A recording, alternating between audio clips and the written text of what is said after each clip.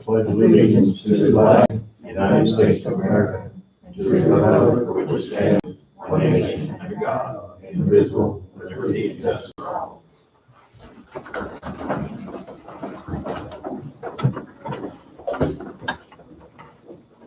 The whistle needs reset, don't it? First order of business, we need to approve minutes from last week, March 8th. So moved, Mr. Chairman. Don has moved, All second. Tim has seconded. Any discussion? All in favor, say aye. Aye. Motion passes 5-0. Resolution number be 868, is that right? 869. 869. Move to approve resolution number 869, a resolution appointing representative for the Northeast Kansas Homeland Security Region for Coffee County, Kansas.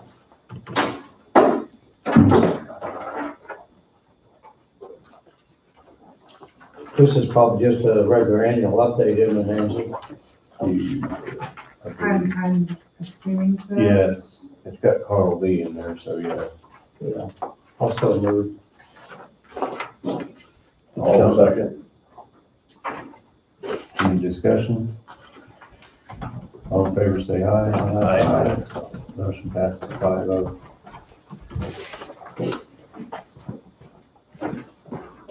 On the recommendation of the Health Department Administrator approving the county attorney as to form, move to authorize and direct the chairman to sign the grant application form for funding from the state of Kansas Department of Health and Environment in the amount of $212,126.47. Term is July 1st, 2021 to June 30th, 2022. I'll move. Bob's moved, All second. Tim is seconded. Do these funds need to be spent by July, No. June of 22? I know it's a grant. Probably it's a yearly grant, you apply for every year. I think she has. Well, how much is higher than what it has been the years before? I have no problem moving ahead on this one. Well, It's higher. it's higher because of the COVID. Yeah, I'm sure of that. I'm just curious how much higher. She actually told me the other day, but I forgot. I just know it's substantial. Yeah, so, But 140, I thought directed to COVID. yes, So at least 140 probably. just guess. Again, she told me, but I do know. There she is. There she is, right there. They were just curious how much more your grant is you were getting than previous years. We typically get 38,000 Yeah. every year. So you'll see in there, each line application, each grant line, we apply for what it truly costs us to perform the services that we write into the grant. So we ask KDHE for the full amount. They don't always fund us that full amount. We just want you and them to know exactly what it costs us to do the work. So, but the entire new one is the ELC grants on there, and that's only for COVID infrastructure. It cannot be spent for anything medical at all. So we can't dispose of our sharps containers or buy sharps containers, but we could build a shed to put them in. So strange. So we're using it as best we can. So we found expenses for the full 140, and it lasts through July of 23 just for that line. This 140 for COVID, you know, it's winding down. It isn't over, we understand. What can you spend that 140 for? So some of the things that we've written in there, we wrote in for assistance for families who get COVID, like if they only have one restroom and we could put them in a hotel room. That's an allowable expense. We could feed them while they're in the hotel room. That's another one. We put in for our cell phones that we are now using for COVID call. We put in for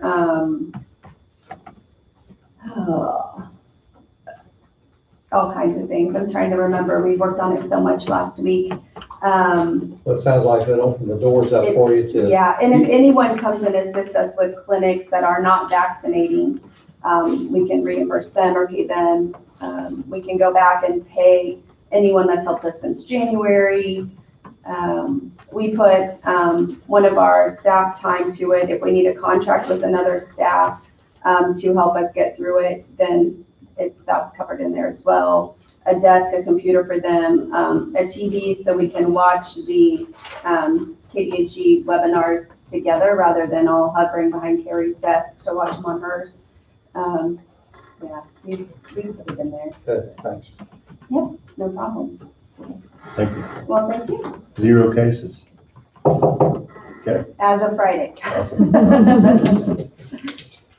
Thank you. All right, thanks, guys. So Bob moved Hey, and Lindsay. seconded. Any more discussion?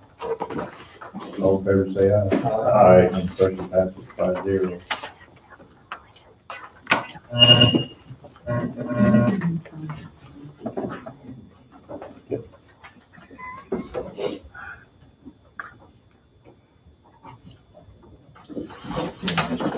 Yeah, it is.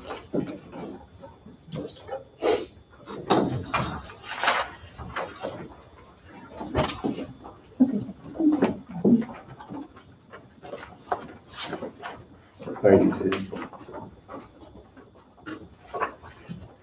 Motion ZA 2021-01, based upon the recommendation of the county zoning and subdivision administrator and the county attorney as to form, move to adapt the bylaws of Coffee County Planning Board as approved by the County Planning Board on February 17th, 2021. We tabled this last week, so that everybody had a chance to read over. So I'm assuming everybody had that opportunity.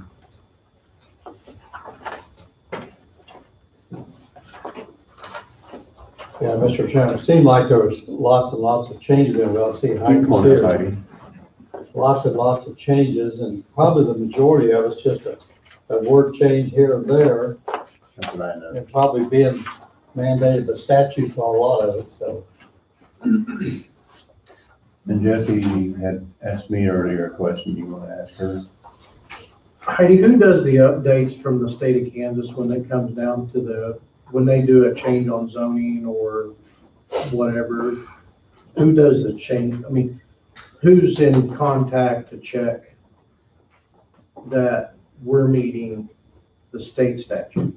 Our planning consultants out of Wichita, they're the ones that keep up on that for us. Okay. And then I also get in contact with them when I hear from a group we have through the state of Kansas as well, that hears about different statutes that change. Okay.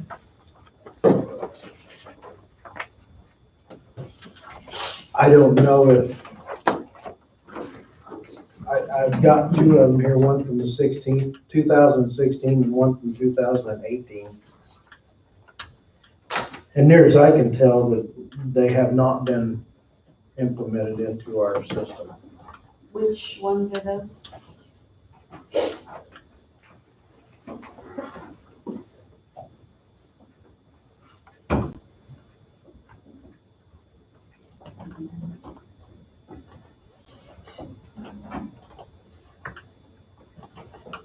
And maybe Wade needs to look over them first. Okay. Yeah, thanks. Question answered. Question is. So, need a motion to move forward. I'll move. Jesse's moved. I'll second. Don seconded. Any further discussion? All in favor, say aye. Aye. Motion passes 5-0.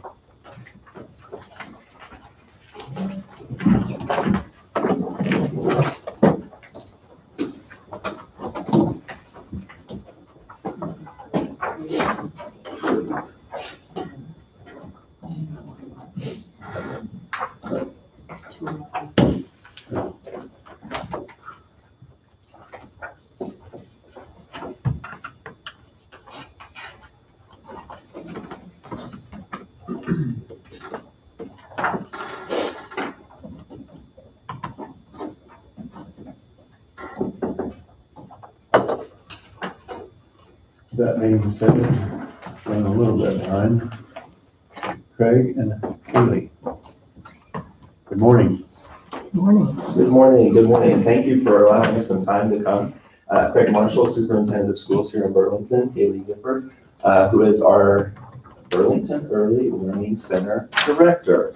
And I try to come and talk with you guys at the County Commissioners meeting 2 to 3 times a year, just kind of give you a little update about what's happening in Burlington and our public schools. And so with that being said, I just want to talk just briefly about, again, since I've been here, this is my 5th year to be superintendent here, the partnerships that we have working within the framework of our city and our county are just tremendous. For example, the Coffee County Fiber Board, which Jesse is our new member, taking over for Fred. We have so many different partnerships with the Recreation Center, the city, the county, and those are just so important in a community like ours, in a county like ours, those partnerships creating, big picture, big projects, making those happen. Whereas if we tried to do them, by ourselves, just would not be easy to do. And so kind of talking a little bit about this project here that we have going on. We do have, hopefully, knock on wood, June 1, we have a target date for opening for our daycare.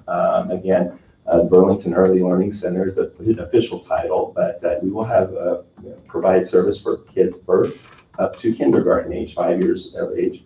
And again, partnerships, talking about partnerships, I want to recognize Rhonda Truelove, the former Coffee County Economic Development Director, with her help and working again with you guys at granting, allowing some money to come towards us for that project, $10,000 to help us with startup costs and startup fees, with some other local entities, a couple of big grants that we received from the Jones Trust out of Emporia. We can make this reality happen. So with that being said, I, again, just cannot thank you guys enough for partnerships, working together, good relationships. I'm going to turn it over to Haley just to share a few tidbits and pieces of information about what we have going on, hopefully, for a target date of June 1. You guys have said a lot. My name is Haley Gifford. I will be the director, and daycare will be birth to kindergarten age. We have a lot of interest already, but we still have a lot of like the 3 to 4 slots open. So if you know of anybody that needs daycare, we're also going to hire up to 14 staff once we get all full of kids. We're kind of hiring staff as we get child enrollment. But I have my master's in early childhood education, so I really want this to be kind of a partnership to get them kindergarten ready, starting the first time they come in our doors, whether it be birth or 3 or whenever they come to us. We have learning objectives to get them kindergarten ready by the time they go to the school. So do you guys have any questions or? You said you will have 14 staff when you top out. How many young people can you accommodate there? This year, our target is 48. 48. Yes, and then once we get the staff having a little more experience, they have to have a year of experience teaching those younger kids. We can go up to 72. Hopefully June of 2021 or 2022, we'll have the capacity. Is there a charge back to the parents? There will be a charge. It'll be $150 a week, no matter what age. So infants up to 5-year-olds is $150 a week. Our hours are going to be 7:15 to 5:30. We know that doesn't work for all parents, but if there are people out there that need an earlier drop-off time, we are trying to get that working to about 6:45. That will be with an extra charge because it does have extra staff that needs to come in early. Yeah, since this is connected to the school and you're gonna have all these youngins, are you gonna have a nurse on call, or is your health nurse gonna be your nurse for it? Our health nurse will be on call. Lori Herman is. She will be. Yes, She exactly. will also take care of this for you. Yes, and we've hired additional nursing staff due to COVID concerns, and so it'll be assistance as needed. Our staff will also be trained for like CPR. That's another partnership that we have, a partnership with the county health department. They're going to provide in-kind type donation of training, whether it be CPR, first aid. And we want to tie in our current daycare providers. That's very important. We want to work together with them because we can't provide all the daycare needs in the county for everyone. we need to have a good partnership with them. And we talked with them about when we were getting ready to start this process of looking into this daycare center. They were very much in favor of this because they have so many people that come to their doorstep, please take my kid, please take my kid. And they're already full. So they either take the kid and they're out of compliance. And if they get their inspector there, they'll be dinged on their report, possibly lose their license. Or they turn people away and they got a crying mom turning away with a kid that does not have a place to go. So it's very important we work with our local daycare providers and help them out as much as possible. When we have trainings, it can save them some money. And we can meet the needs of all the kids in the county that need good early learning environments. Okay, you also said that this would be from birth to kindergarten? Yes. Since September the 1st is your cutoff date for people, my kid might be birthday in August and would be able to go into kindergarten, but his kid might not have a birthday till the 3rd of September and wouldn't be able to go to the following year. And would And we'll make that take them kid, until, if they're not going to kindergarten, we will take them. Even doesn't if matter they're whether not. they're 5 or 6. Yeah. Okay. Good question. So it's birth to kindergarten. You say 5, but that's about, again, kids can go to kindergarten at age 5 if they turn before August 31. So good question. We're going to be open year round. We're not following the school district calendar, so we'll be open. We will have some breaks. We'll have holidays off, but we'll be open longer during Christmas break. We'll be open for spring break and I think we're taking Thanksgiving as a staff training day, but the day before Thanksgiving. But we'll be open year round, so it's pretty exciting. Being open year round, of course, 52 weeks, that's $700-800 a year per child. Is that in the ballpark of what daycare charges here in the Burlington or Coffee County area? Yes, and we discussed with all of our local providers. We got their cost, so we don't feel like we are above what they're costing or under. We are right in the middle of what everybody else is charging. I'm sure it's a great service. Seems like quite a bit of money too. It is, and the childcare is very expensive, no I- matter where you go. So is this only going to be for 244? No, it is open to everybody, Everybody in the county? everybody in the county, anybody. And I think Haley has some applications and some flyers. Yes, I maybe you can do. Share with you guys that you can take back. Again, we're doing a first come, first serve. Enrollment's starting to hop now.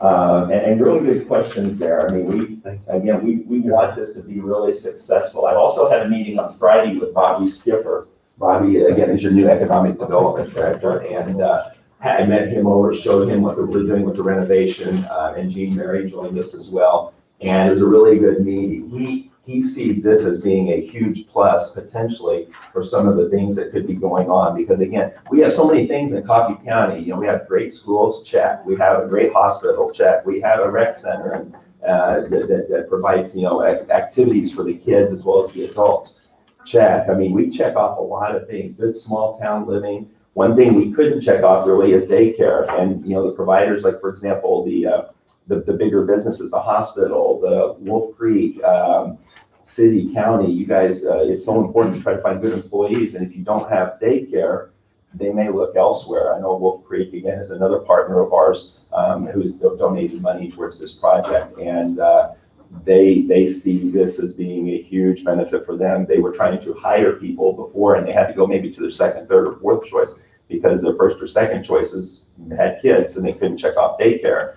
So that was big for young families to come in and to be here. Same thing with the hospital. Last year, hospital was trying to hire, I think, 2 or 3 X-ray technicians, good paying jobs. We didn't have daycare. They had young families in a couple of the interviews that they would have liked to have hired. They couldn't hire those people. So we're hopefully going to be able to provide the need for the county so that we can just make things great. The county can grow a little bit. More people spending money in the county, it's a huge positive. Who knows, this may create a housing need too, which is another good problem to have. Home daycares were only covering about 50% of the daycare needs in Coffee or in Burlington. So we are not trying to take away from any home provider. They do great care. We really want to partner with them and meet the needs. And that survey was done in 2017, actually from the health department, and it was the needs in Coffee County. It was 50% of the needs of daycare were being met in 2017. And as we know, some of those daycare providers may be retiring or have retired, and then the needs probably even greater. So, and after, again, we just felt like no one was stepping up really to meet, like, for example, a local businessman, local entrepreneur to create a daycare to be able to meet the needs. It's not an easy business to do. There's a lot of regulations, a lot of training that needs to occur. It's not like with our center here.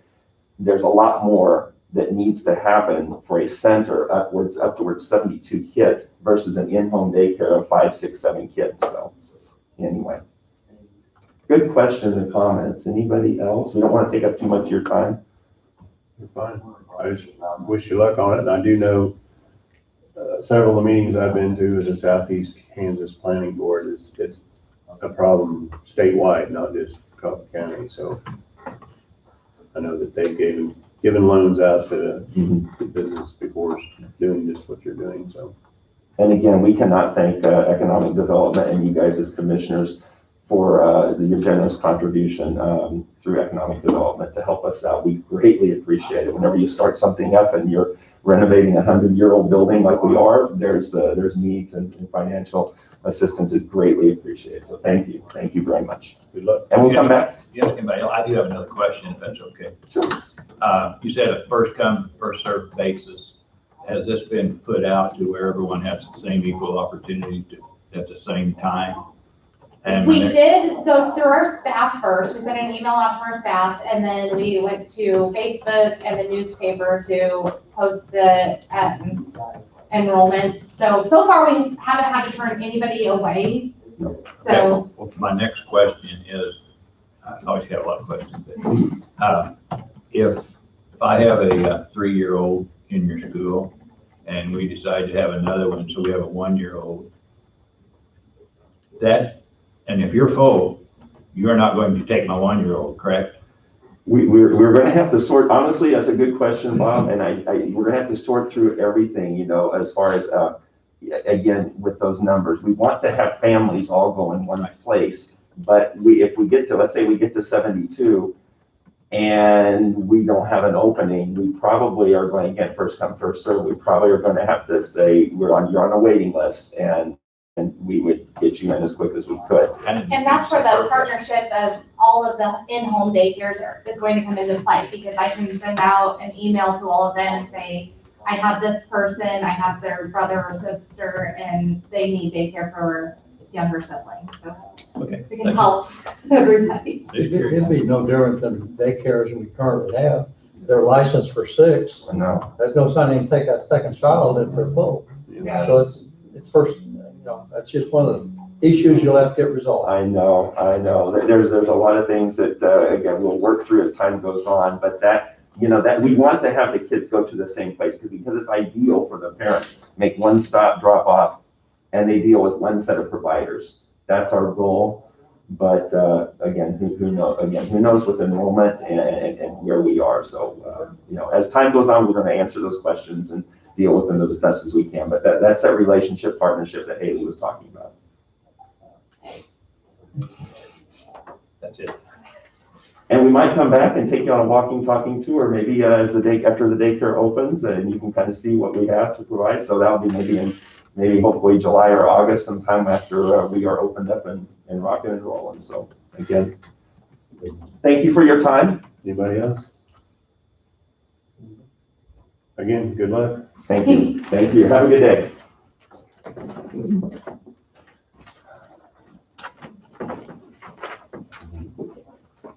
Heidi? Well, I think I already did I think so too. She was next on the list, so. Okay, so that one is resolved.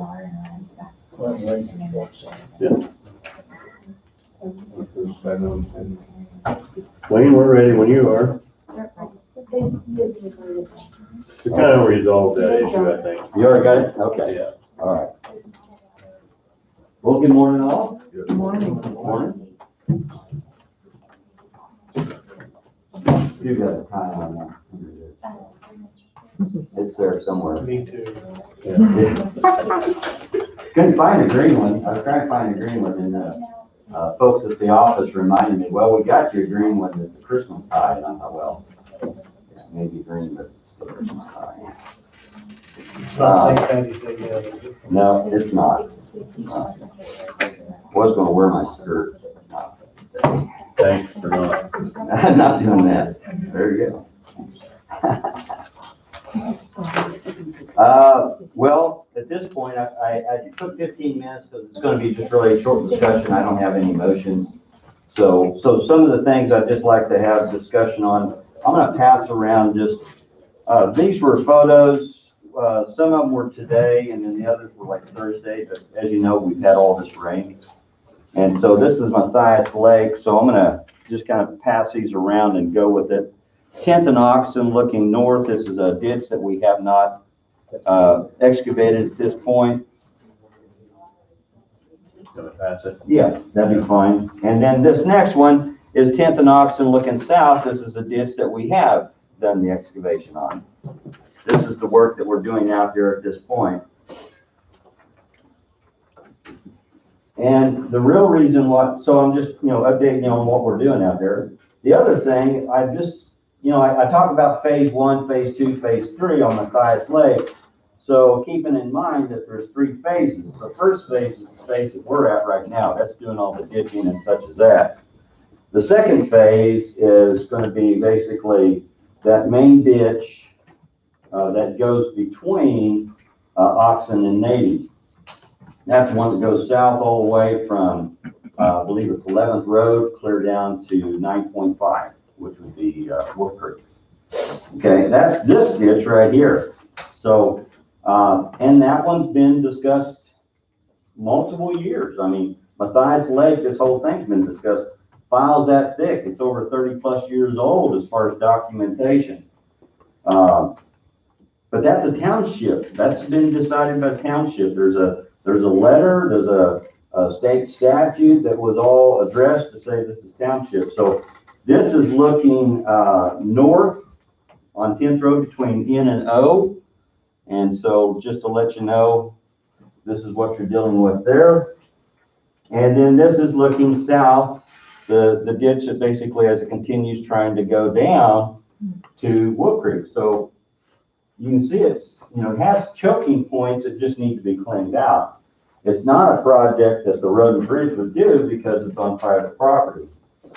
But that is within the authority of the township to basically come up with a project. And the reason why I'm wanting to continue to bring this up is also too, the township has authority, and Angie, you can help me out on this, for the taxes. So we're going to be coming up on budget here come June, and there's time to talk about it. There's time to say, okay, is there a possibility that the township might enter into a contract? And if there is, then we can estimate a budget for it and such as that, and put a lot of folks to work, and it'll be a good project. But I leave it up for you to discuss. I'm just bringing these things up for this for topic. Okay. The next one is, it's a little unusual project, but between Zurich, it's on Zurich Road, and it's just north of 8th Road. So Don, this kind of in your area, you kind of know this area quite a bit, I'm sure. The landowner at this point, I don't have that. I just want you to kind of think about this and maybe have an opportunity if you go out and visit the site, you can maybe see it better than what these photos are going to show. But I'm going to show you this on Zurich. Is the pipe right now would need to be replaced. It's a fairly large pipe under the road. And so it's going to need to be replaced, but I'm going to show you some pictures here where the ditch is just basically falling off almost vertical in this area. And the way this is all configured, there's just a lot of erosion issues. And it is somewhat unusual for us. I mean, we don't generally have to come in and do a lot of this work, but this particular site, what we'd recommend would be to kind of come across here into the pipe, straighten it into the pipe, and then come out here, push this ditch out a little bit further, and then do the reinforcement as far as rip wrap and different things like that for erosion. And we can talk about this more here later. I just wanted to let you take a look at the site. If you get an opportunity, go up there at Zurich, just north of 8. And then these would be some of the photos that go with it. And some of the ditching that I talked about as far as just dropping off. And so on. So if you get a chance, take a look at it, then I'd like to visit with you again in another week or two. How wide's the right of way there? I don't have all the data onto it, but on that particular one, I believe we're within about 60 feet, but I may have to correct that, but I mean, I guess what I'm saying, if you go over here, will you be? We would be acquiring more right away. Okay. Yeah. Or drainage easement. And then there you'd be. That would be only a temporary type construction. Oh. Yeah. This would be temporary here. This one would be require additional drainage easement or right of way, which the landowner, I'm sure, would be working with us on that. Okay. But I believe it does fall within a safety, an issue that we need to be addressed. Then the next one, I just would like you to think about this. I bet that's a 60-foot right of way if it's not an 80-foot right of way. Yeah, As far well, as that fence is, middle of the road, that probably could be an 80-foot right of way. but I think that fence is actually on his purposes because he can't put it at where the right of way would be. That could be right. Yeah. The next one is, we talked about the landfill fees, here last week. I have that resolution, I'll have it updated, but I felt, would also too, Jeff had brought this up. We also have a resolution for disposal of material. And this would be disposal of used culvert pipe, metal barrels, railroad ties, and such as that. So when this stuff comes in, you can go to the landfill and actually purchase it through this resolution, allows that to happen. And then the landfill takes a fee, and then basically that's part of their income. But it is by resolution is how this works. So this is the resolution that was done back in 2000. And so what I'd like to do on that, just have you have an opportunity to look at it. And then I'd like to visit with you more here next week. And the one thing that, and I think this is what Jeff brought up, was what we get is we get these paint tubs, large paint tubs that are in those basically metal crates. And you've seen them, chemical totes, such as that. And so we get those now instead of the barrels, but we have no way of disposing of them. And they come in handy to the ag users. So we'd like to add that to our list. And then we'd like to also update the fees. These are 2,000 fees for the used pipes. And I don't have any recommendation at this point, but I will have by next week. Okay? But just take a look at those if you don't mind. And if I'm speaking too loud, it's because you didn't remind me I could take my mask off. Do we only sell to Minn County? At this point, I don't believe that's in that resolution. It basically states that. Now, we can make that a change. I mean, you could do that, Bob, if you like. I'm just curious, I didn't know. At this point, I think it's open to the public. Just the used. This is all used material. Yes, sir. Hey, back to the tires. Didn't you say it cost us like $2 just to get rid of them? It was about $1.80 or so without the exact price for a single tire. And I guess I probably knew this, but I forgot. How does that get accomplished? I mean, where do they go? What they do is they'll take the tires and then they process them. So they'll cut them. What they have to do is cut the tops. Yeah. And then they'll bring them back either in bundles. So these would be like the big bales per se, and or shreds. They'll come back in shreds. And so if they come back in bundles, then what we do is we take them to, or they can be even shreds, we'll take them to the tire monofill. But shreds we can also put into the landfill itself, MSW. So, but they have to process them. We can't take a tire like that and just put it, and you don't want to put it in the landfill. I mean, of course you do at the very bottom, because we do it for basically a protective layer, but you don't want to just put it in there because it becomes spongy and everything else as far as compaction. So when we pay them to take them, Yes, sir. then they come back, do they pay us to take them back? No. No, that's the reason is basically we're giving them we're not giving them these tires, we're actually have to pay for them to take these tires to process them, because one is we get the tires for $1. People only pay $1 for the tire. Then they set, you saw back in the very northeast corner, they set out there until the company comes in and says, okay, we're gonna be taking some tires to process them. And then we have a fee there. We don't really get rid of them then, we just pay someone to process them for us. They come back to us, that's right. That's right. They come back to us. There's no avenue to recycle them, or? There was back, the Lake Region, we're part of the Lake Region. It's a, just under $6,000 a year fee that you guys pay. Right. They used to have, back in the day, before my time, they actually had a tire shredder that they were trying to pass around to all the counties.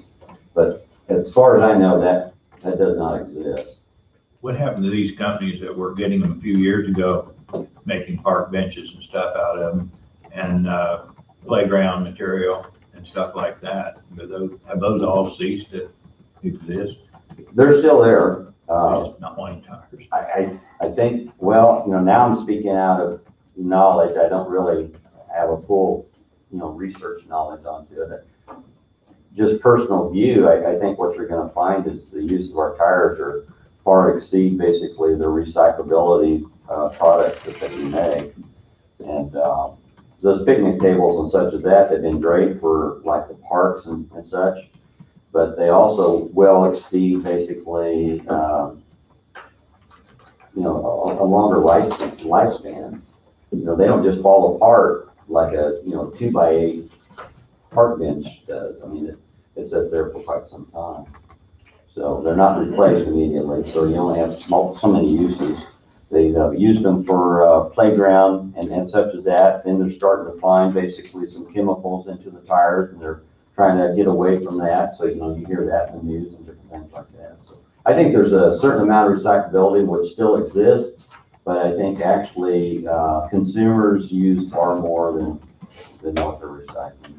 Isn't some of the paving companies putting a little bit of tire burning into the mixture of the asphalt? They tried, and they do use a little bit of that. It's called RAP. Basically, it's a recycled asphalt. But what they're finding with that is the oil is not the same oil that you use for your asphalt. So now you find more requests for the more virgin oil instead of basically the tires. And so, but yeah, they have used it. The other side they're trying to get is the metal or the steel that comes out of it. That's the other problem with it. Steel belted radials and different things like that. But we don't, like on our citywide cleanup, do they exclude tires? They do. Yeah, Yeah, Angie gets that in the paper and it says I thought it it was. excludes the I just had a discussion with a council member about tires. Seems like there's quite a few laying around on nuisance properties, if you will, trying to find an avenue to dispose of them. And, that's the whole idea of the tire monofill is because of that. People, we're thinking at some point in time, somebody's going to come up with a way how we can dispose of those tires. Because they're not put in the MSW. They're put in the tire monofill. And so they could actually be dug out. And then hopefully later they'll come up with a product onto it. There's 2 or 3 producers around Leroy they're bailing them up, 4x8. I'm not too sure they're not doing that in Yates Center. And they're bringing them out to the farm, stacking them 3 high for windbreaks. Mm-hmm. Trying to find other uses. There's quite a bit of that being done with 3 producers in Leroy and South. And they had, for that discussion in the county though, our zoning, I don't believe allows it. Tire bales, because what happens is the steel bands basically eventually rust off and then they just start falling apart. I figured it's probably using stainless steel where it wouldn't rust, but I don't know either. And it could be, but I think that was really the issue. Somewhere or another, the bells lose their conformity. So, but that, I think that's, once again, I think that's a zoning thing, but we'd have to look it up. I would have to look it up. I don't believe that's allowed here in this county. So, let's see, construction zone. Okay, disposal of dirt from right of way. One of my talking points was to follow up on that. So I called around, and at this point, everybody's kind of the same. Either they store it for themselves to be used later. We don't have that necessarily, other than the landfill use that we talked about. We'll use it as we need to for the landfill. Of course, that's the place we'll use it first, but if we don't have any use for it, then it becomes basically unusable type material. Discussion I had with Wade was we could look at our policy book. One option, one avenue is just to say that basically that type of activity of that type of material would be really waived as far as disposal.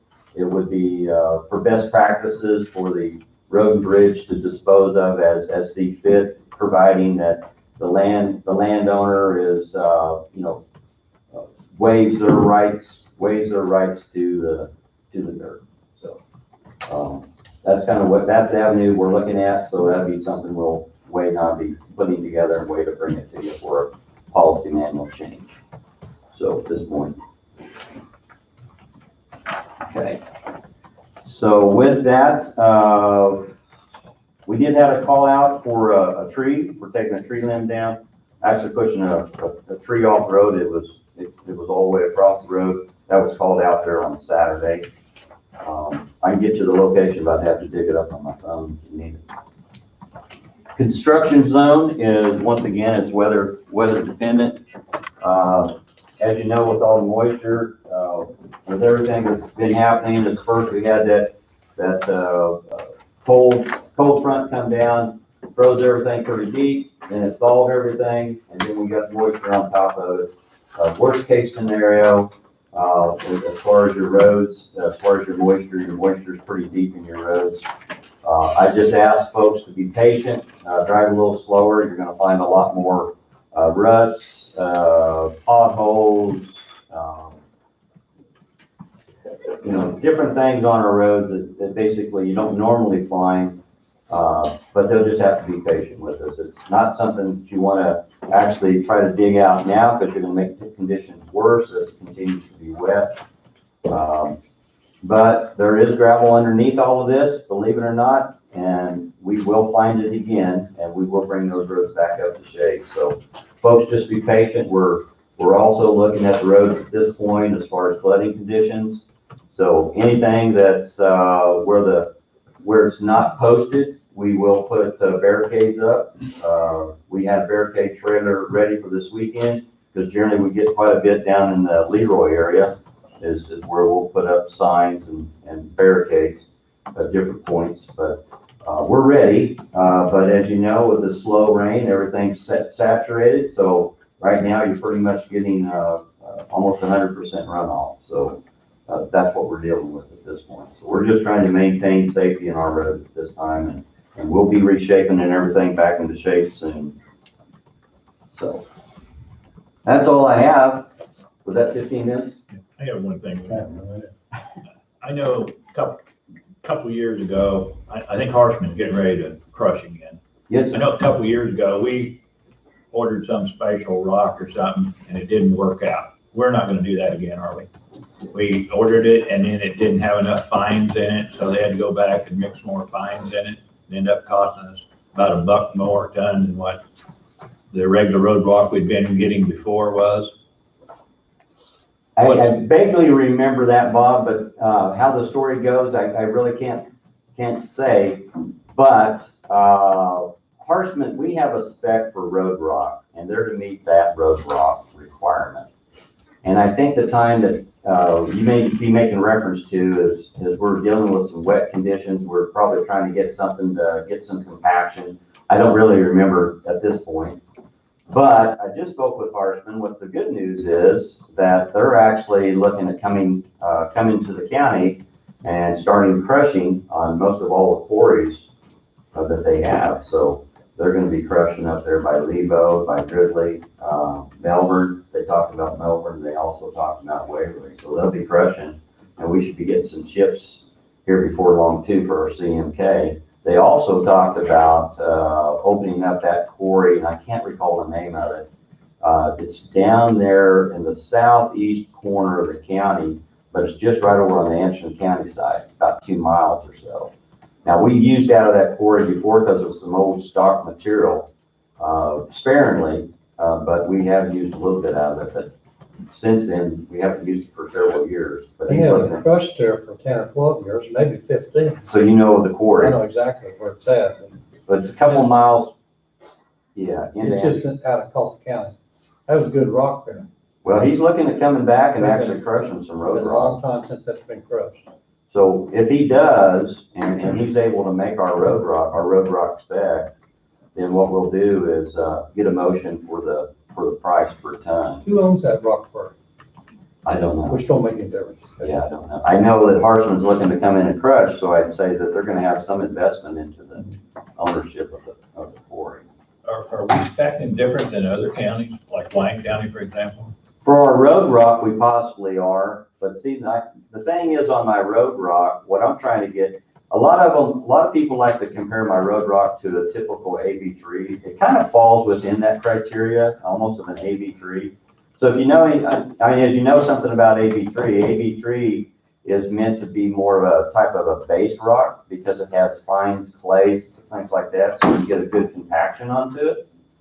But my road rock, the spec that I have for our road rock, which we've had for several years, is it's a 1/2 inch rock for the most part. It's finer than what we used to have way back when. But I have a 1/2 inch rock, but then on the low end is I don't have as many fines, okay?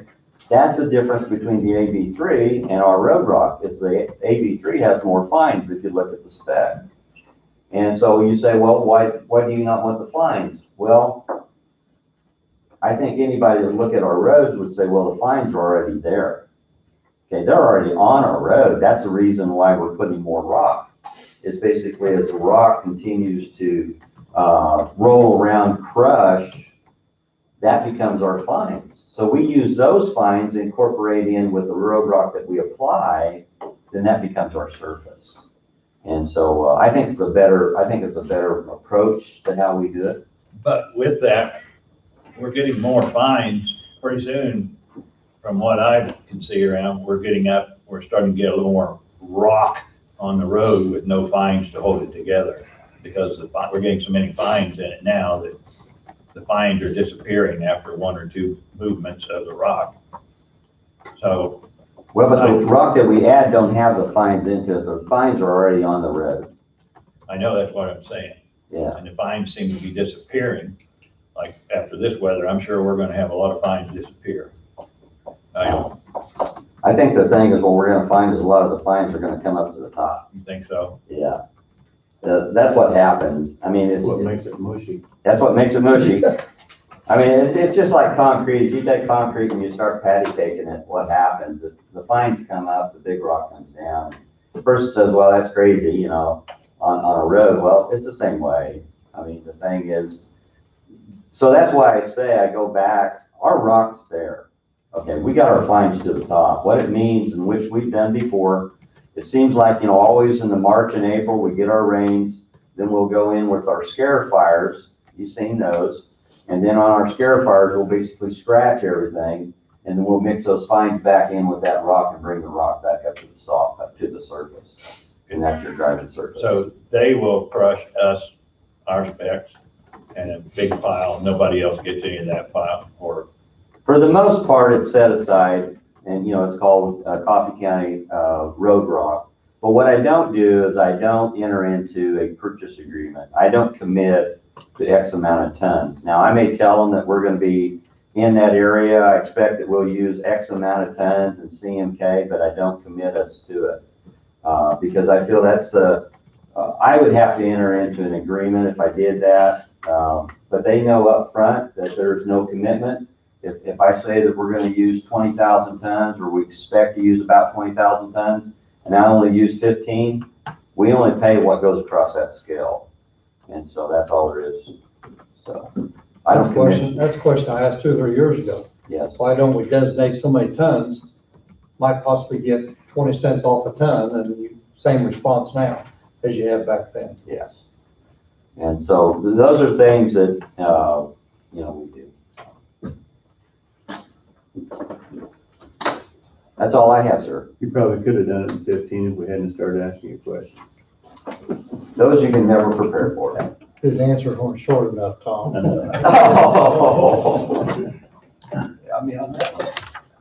That is so true. You haven't got a chance, one. I don't got, you're right, I do not have a chance. Thank you. Okay, thank you.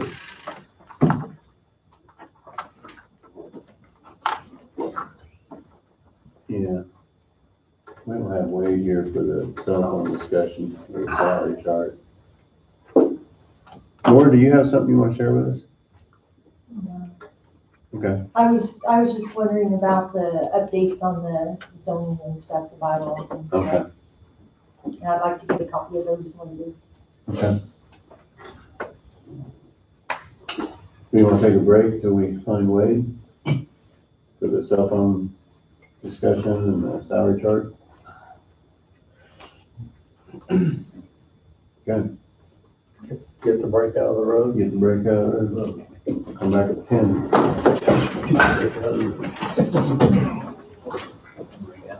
Oh, sorry. Get the break out of the road.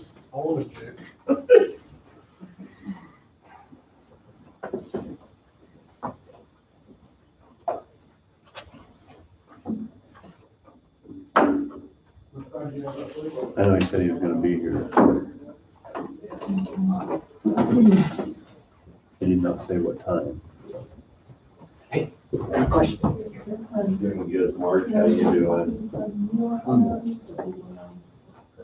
Why don't you check with the engineer, see if that's where they're sticking out then? Because I can go print that off. Let me. Skip it. Skip it. That's fine. That's fine. He asked me a couple of times, so I didn't let him know. Yeah. That's good. Because. Sometimes he starts taking advantage of the vehicles too. And, yes, I think it's I have Verizon, I don't have any issues, but my daughter-in-law has South US Center, and she said she don't have any, so. Donna, I think it is my cooking. Your coffee is better than mine. Is it? Well, it's nothing special, just Folgers. I've just about given coffee completely up. Have you? I have not. I can't do caffeinated. I can't, just, Well, no. I'll do something. We woke up late yesterday morning, like really late after the time change. And Yes. Terry woke me up and said, we gotta get around, go to church. So I didn't get a chance to get my coffee before church. Oh my gosh, that's a big difference. Yeah, I can't do caffeine. I'm amped up enough. I was up I'm getting ready to do a state bid this week. I was awake at 4. Oh, great. Yeah. You don't need anything to wake you up. No, I'm good.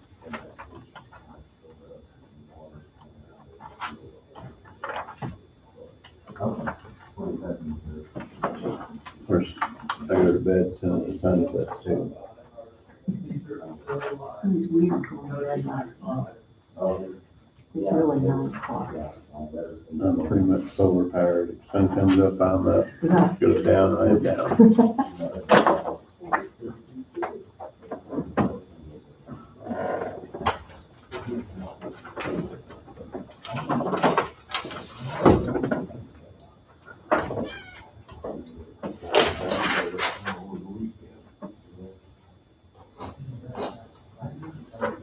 You know, there's a question I was gonna ask you, Bob, on that Burlington infrastructure.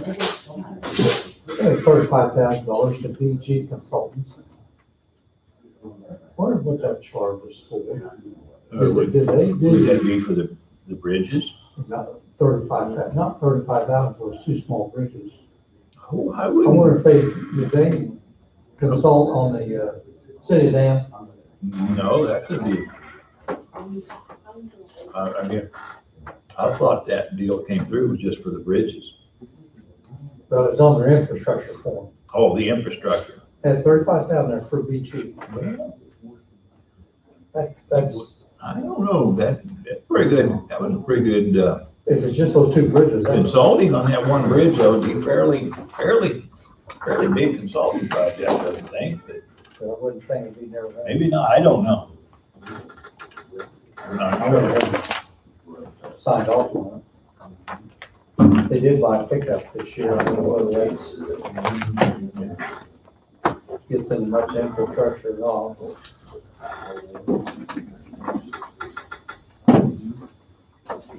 Probably used in I infrastructure. didn't think they could buy equipment. They've done this is first time. No, they can't do salaries. Can't do salary. They can't do equipment, well, it's just for infrastructure, like Well, there's water one pickup on lines, that. Yeah, I didn't think they sewer. really There's do a pickup on it. equipment or salaries. It's basically two things See- they couldn't do. See, we allowed the sweeper here 2 years ago. From wherever they got it, I think it's sweeper. And then there was a pickup or something a couple years ago. And I know this one came too, there was a pickup unit on there.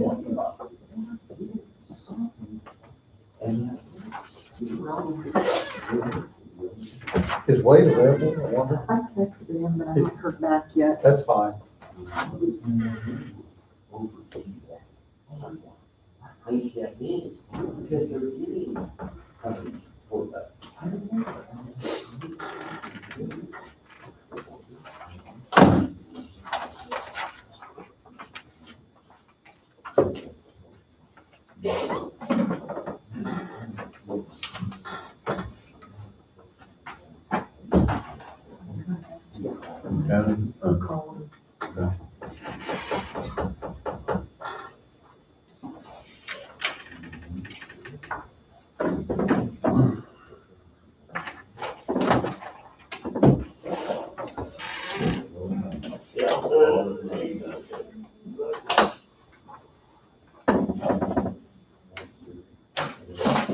Is that your cell number yesterday?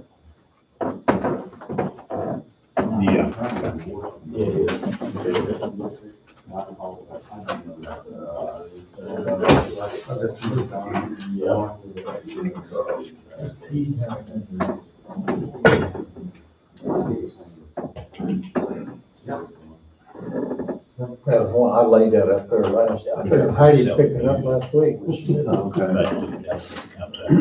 should have given it to us one.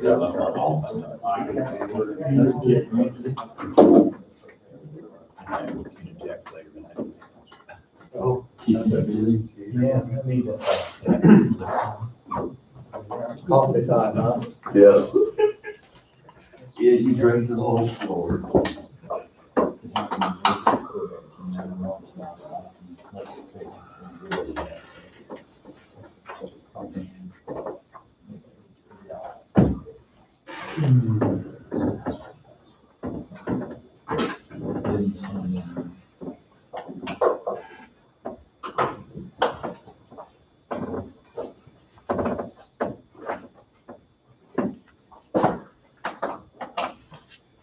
Hi, Carl.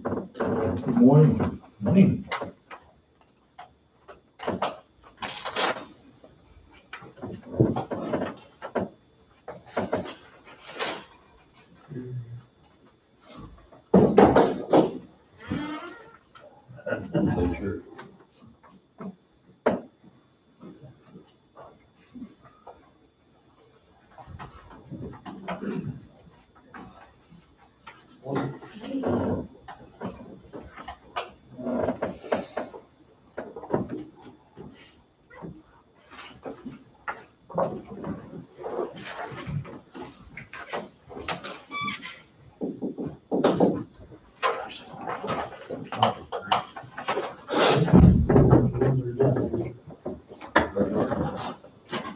Okay, those words we go back on top of that.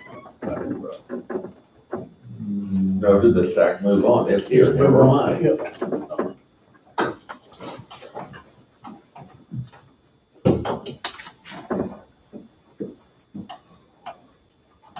Donna's trying to find Wayne.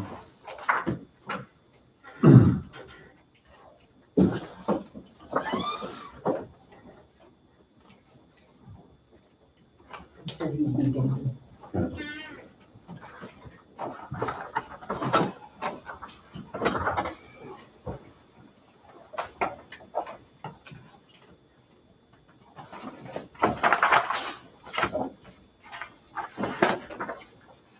Here's the resolution to apply Homeland Security.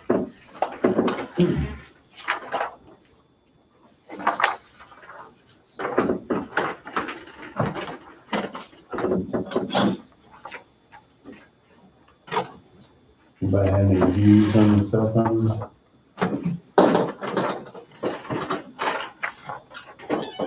What was that? I just wonder what everybody thought about the cell phone discussion. Everybody's thoughts were headed, I guess. No, Wade's gotta come down and share some info, I guess.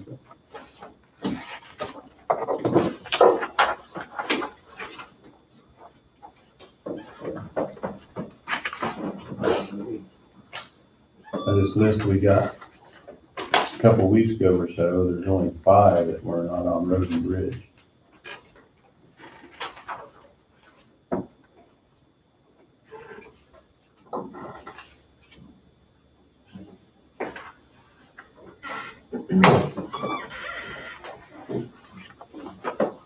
Out of 25.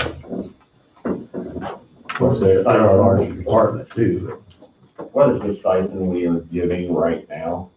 75, is it not? It depends on, No, we're giving, depends on who it is. I think. Oh, that's right. there's 3 of us at 45, and then there's 12 of us at 25 And that is per, month. Take 2 of those. 3 at 45 per month and 12 at 25 per month. Over 25.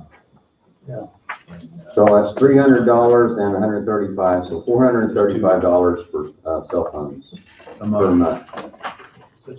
for Road and Bridge. And those are mostly foremen supervisors. We have just a couple that are not foremen, but Do they ever use the radios in trucks anymore? oh yeah, Bob, they use the radios for like our snow and ice. When we're running snow and ice, we're definitely using our radios at those times. That's our truck drivers and such. When we're delivering rock and blade operators are working with the trucks, rock trucks, they're talking on the radios.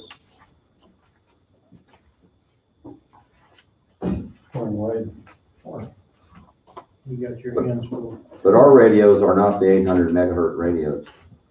We're not part of that $2.3 million radio system. I know, but you still talk to each other on them, right? It's an old system. It would have to be updated. There's some repeaters onto it that we have in the system.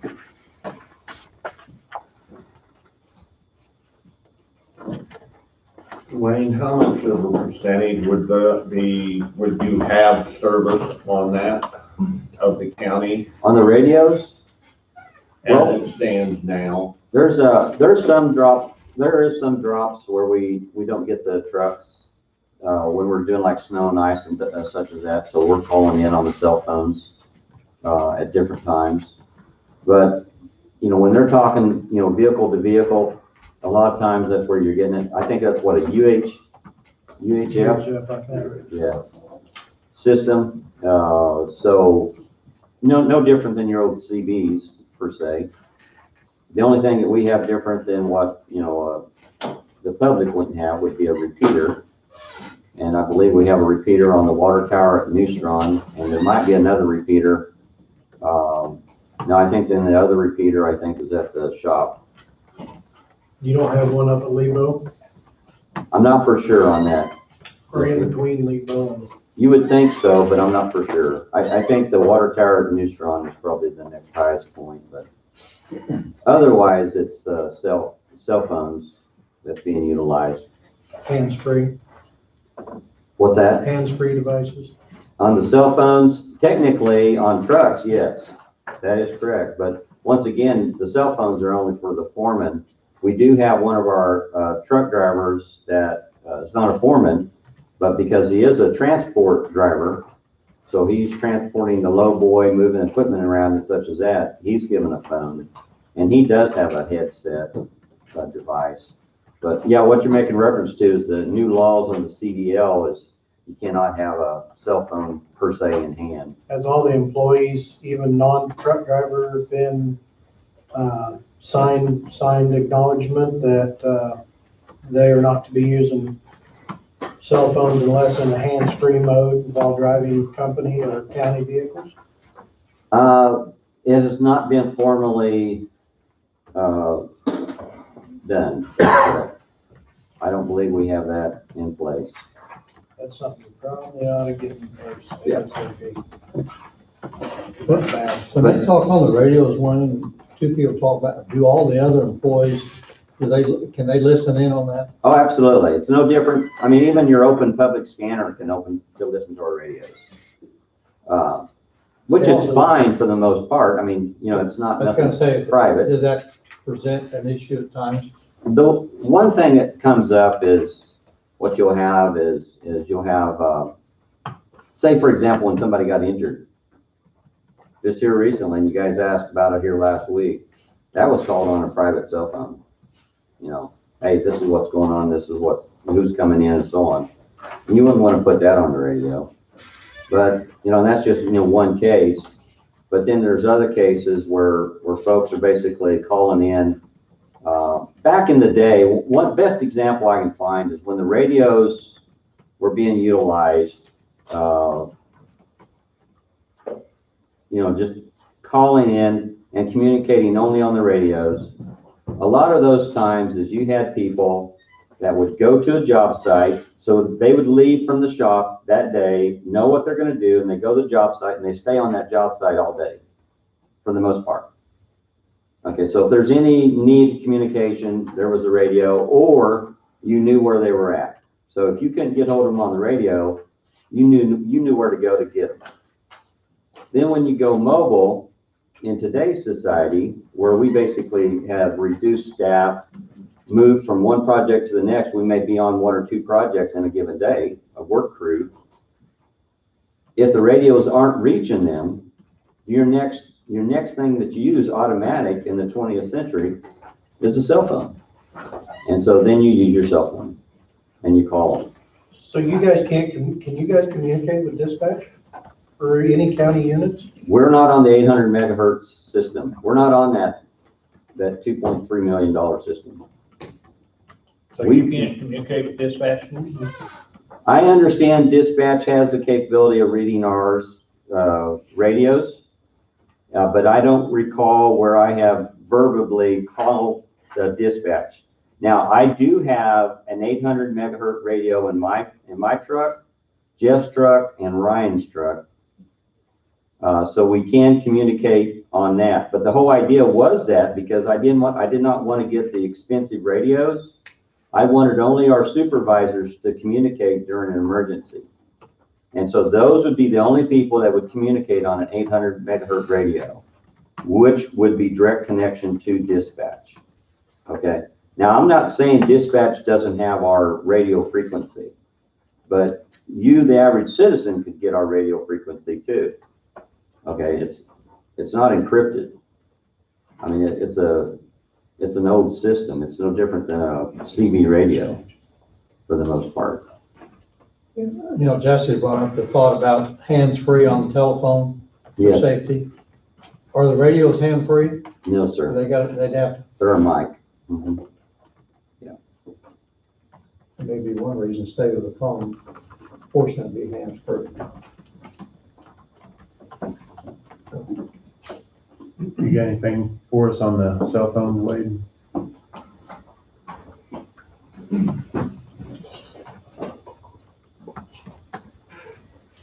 Wayne, were you contacted? No, it was not. She did not call. Not called yet, you're on the list. So behind the scenes, what, I've talked to the representative from Verizon who has been in touch with me, who has a long-standing relationship with the sheriff's department, and communicated with that representative some of the concerns or issues that Wayne had expressed to me, and she's gonna reach out to Wayne, which it's not occurred as of yet apparently, but that may answer those questions. And then it'll be, at the end of the day, how many cell phones would a county plan encumber? And I don't know what that number is right now. So what I did was I requested a quote for 25 phones. And I don't know if that's the right number or not, but last week, the commission said, well, we need a quote of some sort. So I picked a number.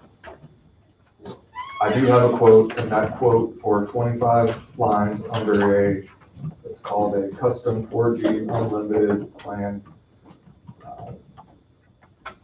It's called Preemption for National Security, Public Safety, and First Responders. That's the program, which gives that tier above what I guess a regular cell phone customer would have should there be some sort of emergency situation, whether there be something that, a disaster or catastrophe of some sort, then you'd have that heightened status to be able to communicate.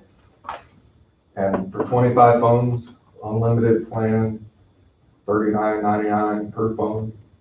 That would be a monthly base charge of $999.75, or a total base charge per year at $11,997.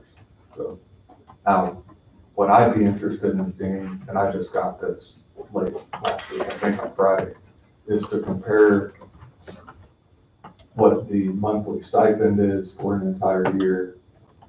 Add that up and see what the cost difference will be. Because some of the monthly stipends are $25 a month, some are $50, and then compare and contrast, and I don't know how far off that would be, but at $39.99 a month, it might balance out. So that's the quote I have right now. So any questions, anything that, and I think the big question will be ultimately, because Wayne has so many people in his department that may need to have a phone, how many phones in Road and Bridge would need to be a part of that plan, and then go from there. So Would all those people in Road and Bridge need to be a part of that plan? I don't know, because I don't. I mean, I'm looking here at this list, and I think one of these people is in the shop. I really wonder if they really would need to be a part of the actually emergency plan. So I don't know, and I think that's specific to Wayne, and he can probably answer why the necessity of some people having a phone versus others. I mean, I think responding to something that needs to happen out on the roads, and if there were some major wind event, tornado, some sort of storm, well, they're going to be part of the first responders that need to be out dealing with picking up debris, clearing roads, that type of thing. So that makes sense to me, but I don't know how the inner workings of that office operates, and that's why I thought it would be a good idea to have Wayne explain who would need to have access to a phone, or what other mechanism of, I just don't know. So is that something you can I'd be glad to.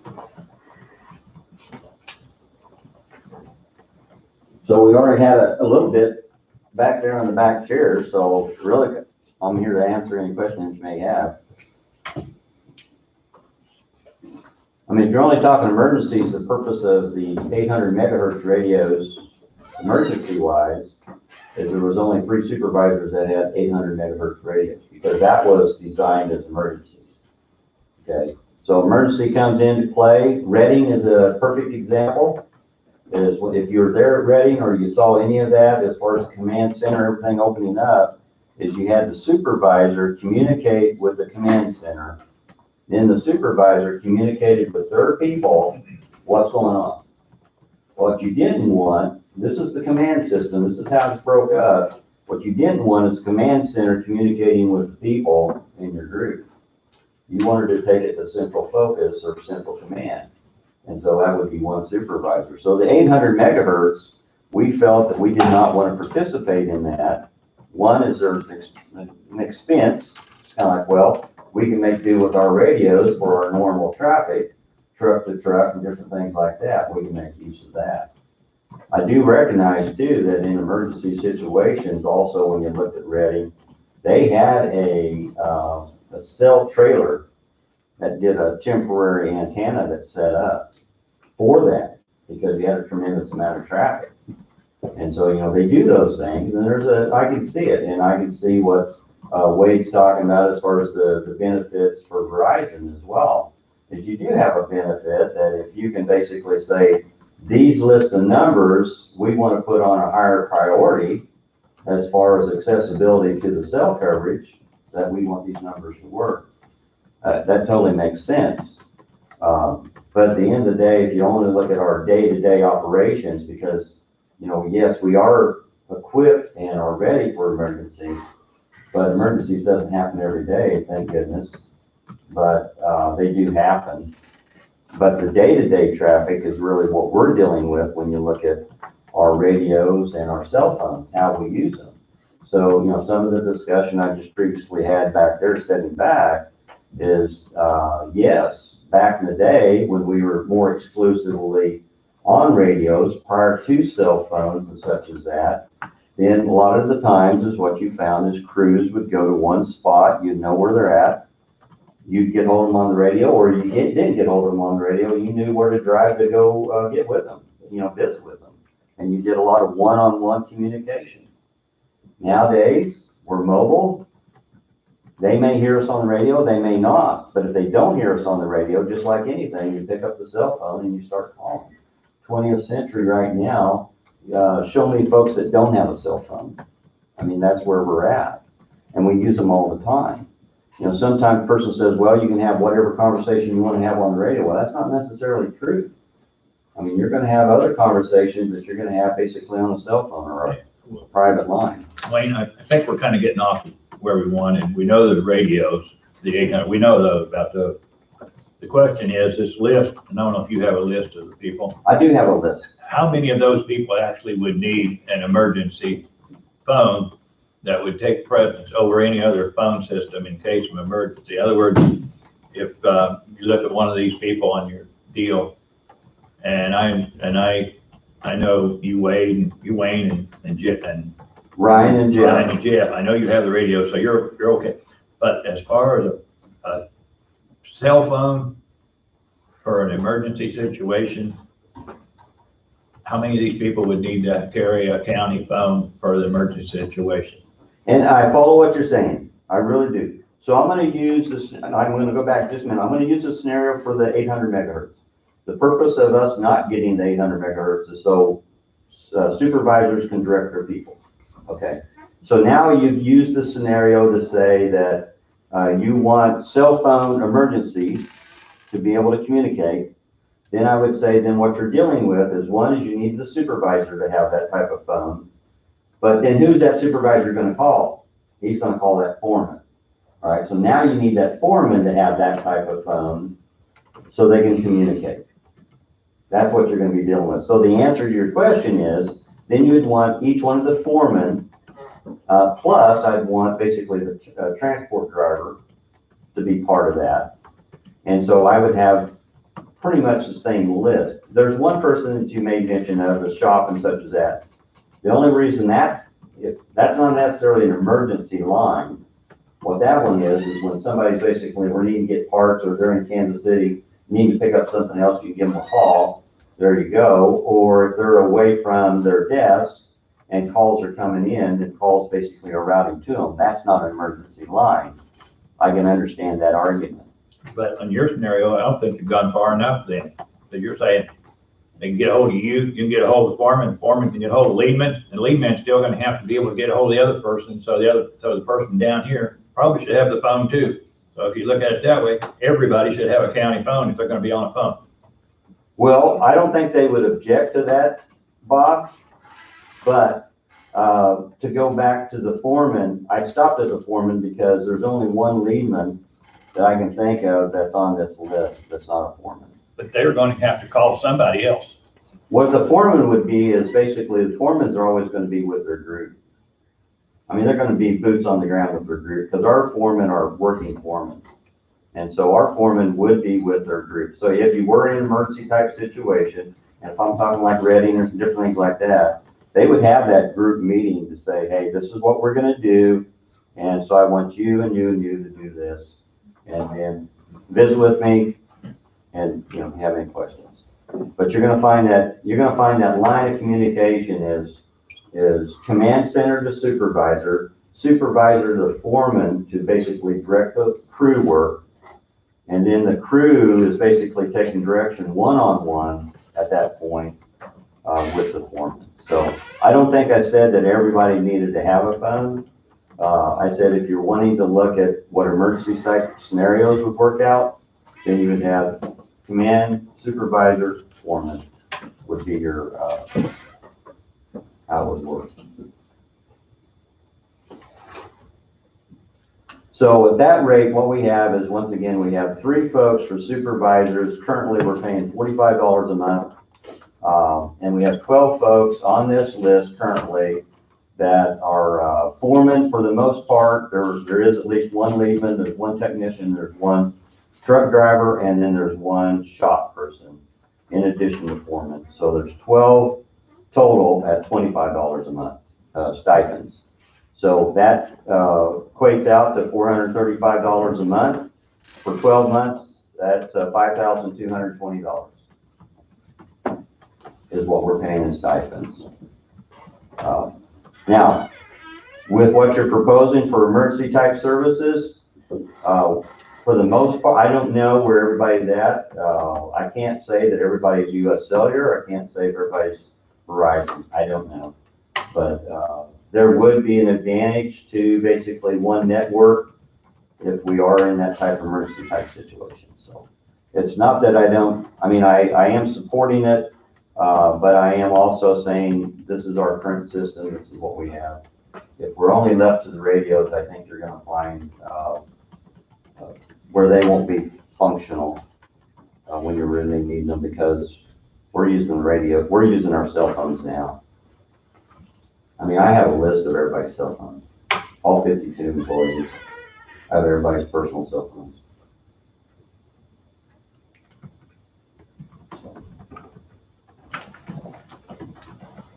Well, I guess where I'm coming from is,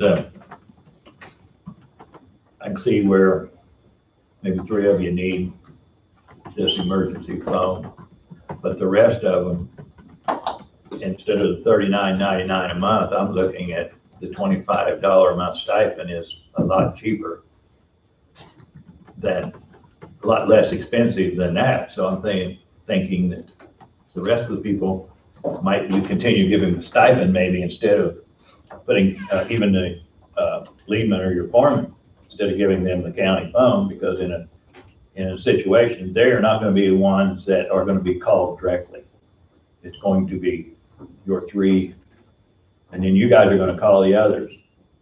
So that's what I'm thinking is the others probably don't really need the emergency phone, because we can pay them a stipend and do exactly what we're doing right now. Mm-hmm. You can, and that's definitely an option. But I'm gonna let your wisdom decide which way you want to go into it. So You got approximately 15 employees drawing a $25 stipend. 12 employees at 25 Okay, you got 12 at 25. and 3 at 45. So the 3 at 45 is $135 a month. And then the 12 at 25 is $300 a month. So total of $435 a month. And for the year, it'd be $5,220.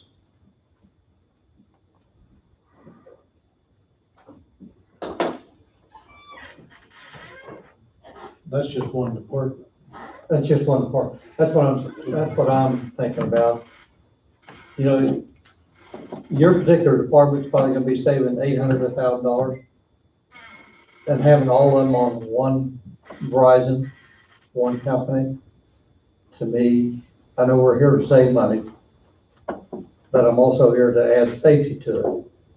And if everybody's working with one Verizon or US Cellular, whoever it may be, what value is that? To me, there's some value to that.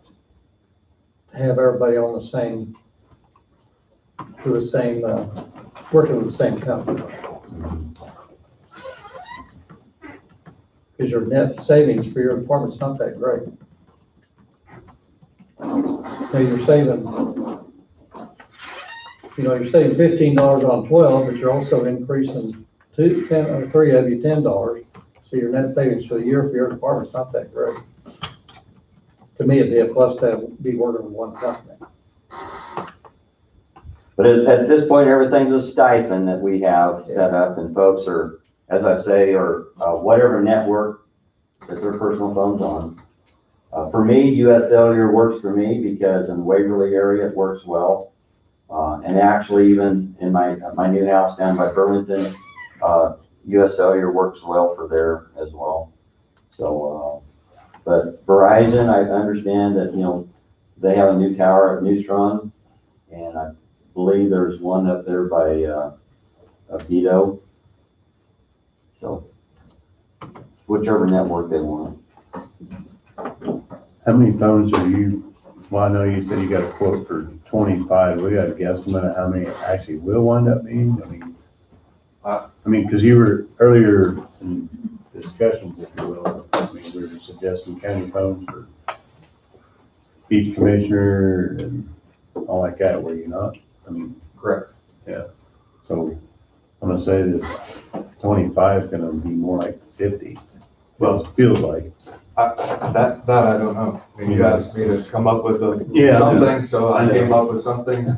And I requested that Tom come down because Tom has been working with Verizon for, I don't know how many years, but this particular individual, and he can talk probably more about the service, what he likes about it, why he stayed with Verizon. I think that's who the sheriff's department exclusively uses because of what they have to offer. The type of service that they have and what it does above and beyond what we'll call a civilian service. I think Tom can speak to that. So I'll let Tom up. Okay, maybe it's a Tom question. Does the sheriff's department, do they all carry county phones that are on? So, okay, that's all. And about how many of those do you have? 20 probably. 20? Okay, there you go, John. Yeah, not off the top of my head, I can't think how many, but all my supervisors have a phone in every deputy. There's multiple things with law enforcement. So here's the issues, and let's talk about this. It has nothing to do with Verizon. This is my county phone. I don't talk on my personal phone. I don't get emails on my personal phone because anything that's done in law enforcement is subpoenaable. So some defense attorney or prosecutor can subpoena my phone. That's the reason I don't do anything on my personal phone. I have a personal phone. I want to be able to go home and, not answer a phone if I want to. But that's why every one of my guys, every one of my supervisors has a phone. It's well known. Wade can tell you about that. We have those phones for that purpose. Now, It's already in your budget though, too, correct? it is. Yeah. Yeah. So for whatever it is, I think it's $49, $45, whatever it is. Verizon provides us with service. I'm not saying anything bad about US Cellular or anybody else out there. What Verizon does for us as a law enforcement agency for this county is, for example, one, we get priority service. So as long as we're signed up as a government entity, God forbid something would happen, we'd have a Greensburg here, flooding, whatever, then law enforcement gets priority phone calls, okay? Not only that, if we have a Greensburg here, again, God forbid, and our tires get torn down, one phone call to Verizon by me or by this county entity would have multiple portable sites showing up that they will set up for us, and they're all within 2 hours. So again, that's been foremost with Verizon for the law enforcement program for years. We used to have US Cellular. When people came to us and talked about it, nobody else had that service, had that availability to get us portable sites set up anywhere within the county to help us in an emergency. So it was the same price. It was the same for their hotspot service, for our internet service. You know, that we want to be able to have a hotspot in our cars and we got our laptops open, we can see the weather coming in. Whatever it may be, there was no-brainer to go to Verizon. Now, Jackie Milledge is our rep, our government rep, and I'm sure that she's going to be your rep because she's ours. Jackie is unbelievable when it comes to helping your entity out with phones. You cannot go to the Verizon store and get a phone on a government account. So you're set up as I am right now. I'm the head man, head guru. Debbie comes to me, hey boss, my phone's broke, it's not working. I call Jackie or email Jackie, and overnight a phone is shipped here. It'll be here by 3 o'clock the following day. I can set it up. I can, what's what we're looking for, get it going, activate. I can do everything from my office. And that's the service that they provide with you. Never, in all the times that we've dealt with Verizon, have they ever let us down. I am very, very happy, would fight tooth and nail to keep Verizon. Great coverage. I've got no complaints whatsoever, and give them kudos and everything they've done for us.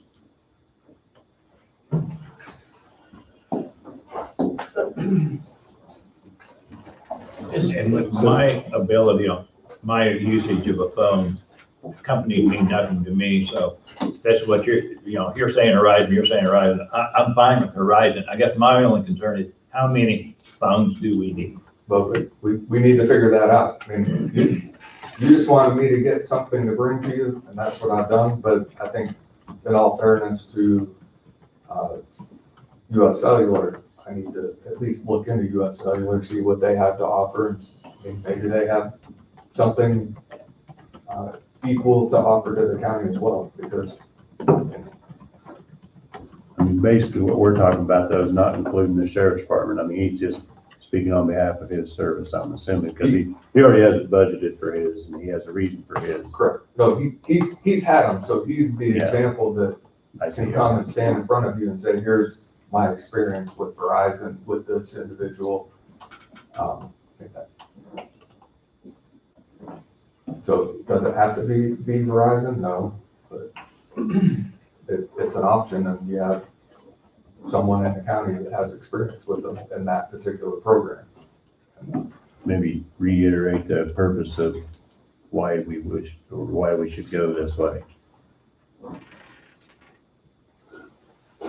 I mean, as far as commissioners having a phone and department heads, The conducting county business on a county phone as opposed to your personal, is that correct?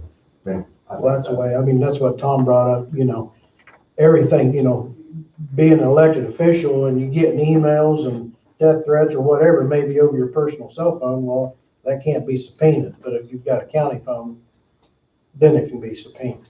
You know what I mean? I So, thought you could. litigation side. I just assumed you could. So let me make that clear.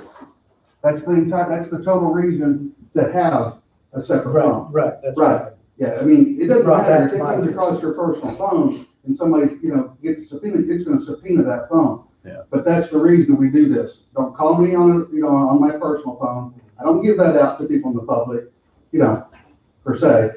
I give them my department phone.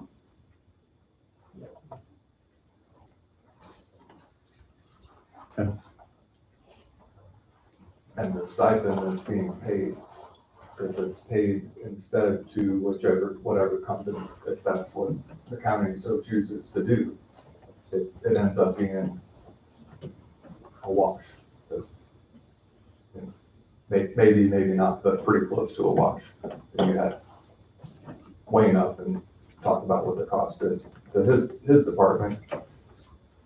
But it depends on how many phones, and I don't know how many phones, because I can't say who all would need to have a phone, but that would need to be decision number one, is how many phones, because I don't think, I mean, the 25 phones, it's not the number of phones, it's, the rate is still the same, the $39.99 is what it looks like.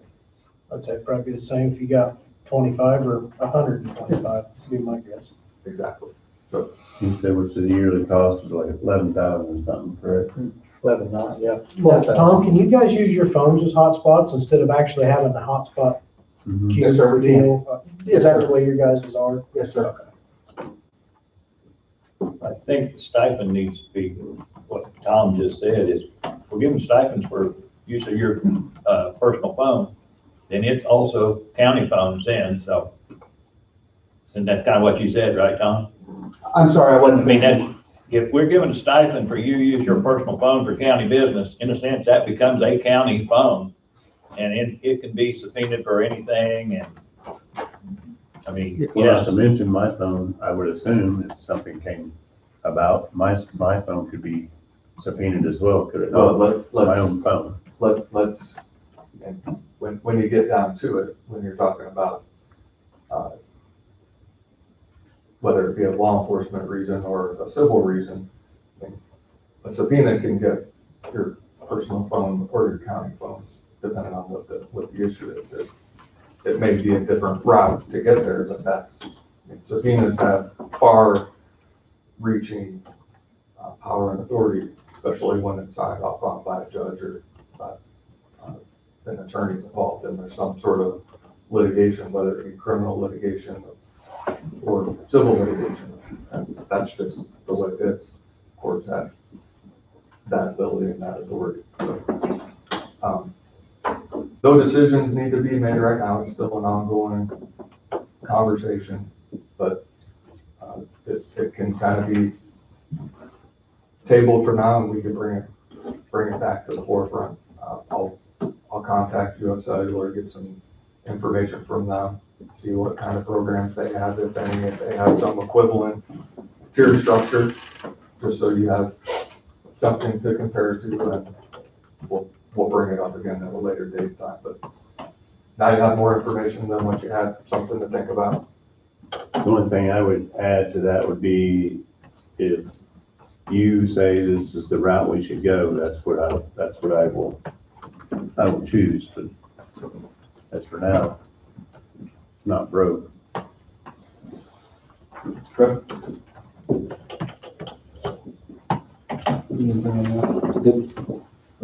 My last comment, I'd support the cell phones and what Wade's trying to do, what Tom is saying, but I would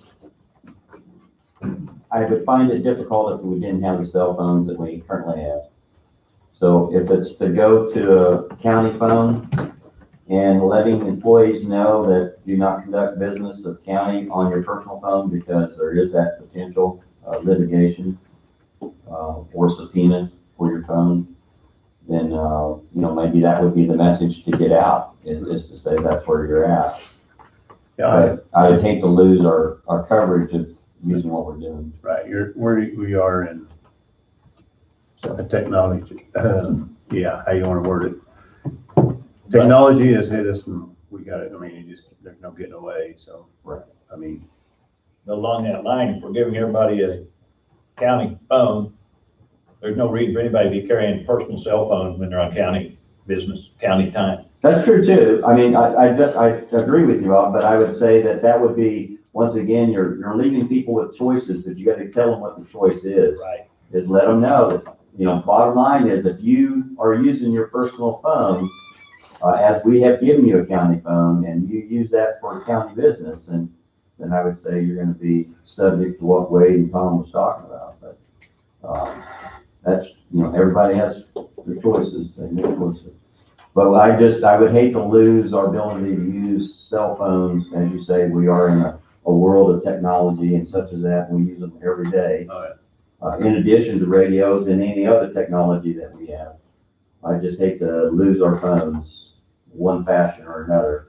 But I don't mind what they're doing, and I understand the importance of it. And when we're in an emergency situation, I would sure like to have that access as well. I would hate to think that we're being delayed because we have poor communication when we're trying to help out in an emergency type situation. So that's all I have. I've been retired from the fire department for years and years. Do they have anything like this? Like the chiefs?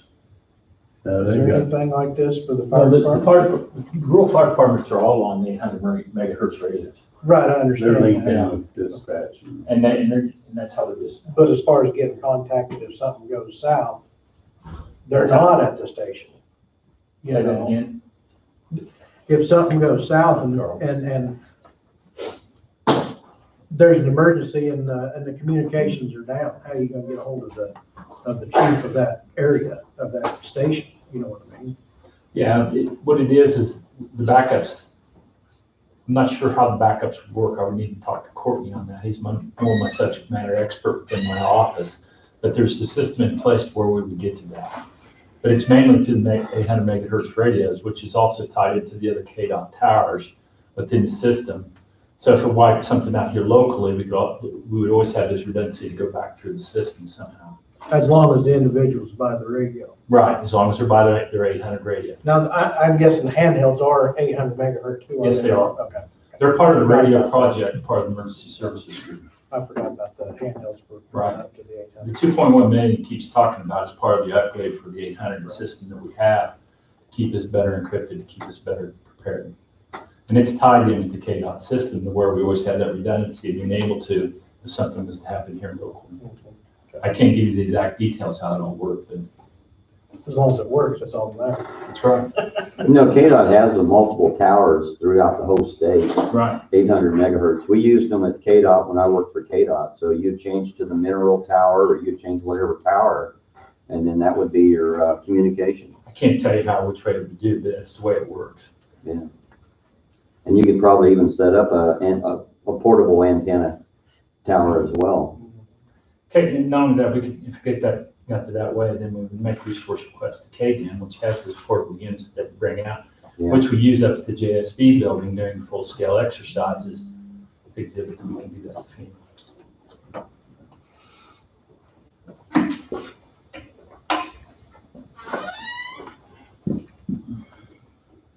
Any more discussion on cell phone?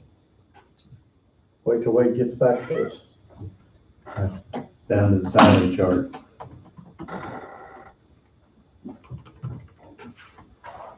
Salary chart discussion. Everybody have the latest one that Andy sent us Friday? I believe it's Friday.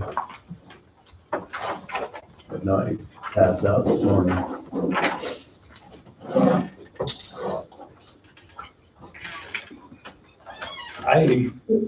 My thinking was when we passed salary, I said I didn't really like it, that I was gonna vote for it. My thinking was that all we did was pass this is a salary for this year. We did not, in my opinion, we did not pass this. Am I right or am I wrong? You're right, in my opinion. We passed So this is still, we passed the one adding the 30 cents in, which is column number 1. so this is still up for discussion then? Correct. Okay. That's what we're. The motion that I made last week or 2 weeks ago, whenever it was, this final report that we received from Lisa over on the right-hand side, newly hourly pay. My understanding is that was gonna be the new pay as of April the 1st, plus the 30 cents. And the spreadsheet that Wade put together for us is the way it's set up. And I know in the book, on page 31, the cost of the new salaries, the cost to the county was approximately $80,000. And under this new spreadsheet, after they did 2 or 3 employees, it came up to 83,000. And the new sheet that was passed out, and I did not receive it on the email, why, I don't know, but a copy of it. This is having all the employees with another step over and above what the motion was made on. And that's the way I see it. Okay, I just want to clarify, because that's the way I see it That's too. where I'm at, Bob. I also look at this and see we're headed for a train wreck. Unless we do something. But, okay, I'm glad you said that, because now I think I'm on the same page you guys are thinking, okay? I think, we talked about, it's not, we retained a professional firm to do our wage study, and it'd been under request for 2 years and kept being delayed and put off. And after we retained the professional firm, I think all of us knew it probably wasn't gonna be a perfect fit for every department or every employee. And it is pretty aggressive. And it does allow some of our people that have topped out under the old study to advance ahead a little bit on their salaries. And like Lisa told me here a week ago when I talked to her, chances are you'll be reevaluating this in 2 or 3 years. But that's on down the road. But my understanding is, my motion included what the new pay schedule was plus 30 cents, which that's what Wade put together in the spreadsheet. But it doesn't include the expansion down. Absolutely not. Okay. Well, technically it probably does, but it also sounds like Lisa said, you reevaluate that on down the road. I think it should be reevaluated now. You want to weigh in on this? Okay, so, when I talked to Lisa, I specifically asked her if the chart that she had given me included the 30 cents. And so she went back and said no, but she would add that in. So that's what we've been working on for the 2 weeks, plus to get it ready to upload into CIC. So then I asked her if employees were supposed to move this year, up the step or not, or if that was gonna go on next year. And she said her recommendation was that if employees were eligible to move this year up a step, that they should, and she went ahead and included that on this spreadsheet. So it's the 30 cents plus all those eligible to move up a step. Which that doesn't take effect till April 1st, which is 2 weeks away anyway. Right, and that all still depends on how CIC can turn all this around with changing all the steps and classifications and all of that. So, so that's what this final thing is. Now, if you didn't include the step movement and you had the department heads fill out their CP5s, which they would be doing, if they included that step, you would see the same thing in the end number. So, right. So it's just basically what you guys want to do at this point, going forward. But that does not that does not include a step increase for everyone, correct? Because pretty much everybody is getting one. Yeah, everybody is, except for new ones that might have been hired. And then it also does not include any department heads that you'll need to move because their employees are. If you were maxed out in the old one, you're gonna get a step increase this year. Yes. You're gonna get the CPI. In this new sheet proposal. Plus, and the salary that was proposed plus the 30%, and then a step increase on top of that. Yes.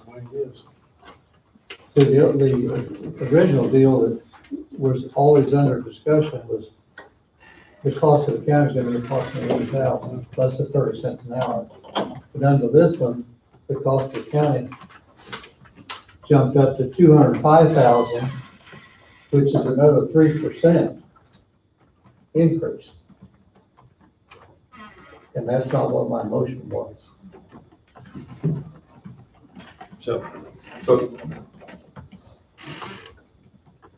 the, my understanding of what was going on behind the scenes was the 30 cents was added in January. And then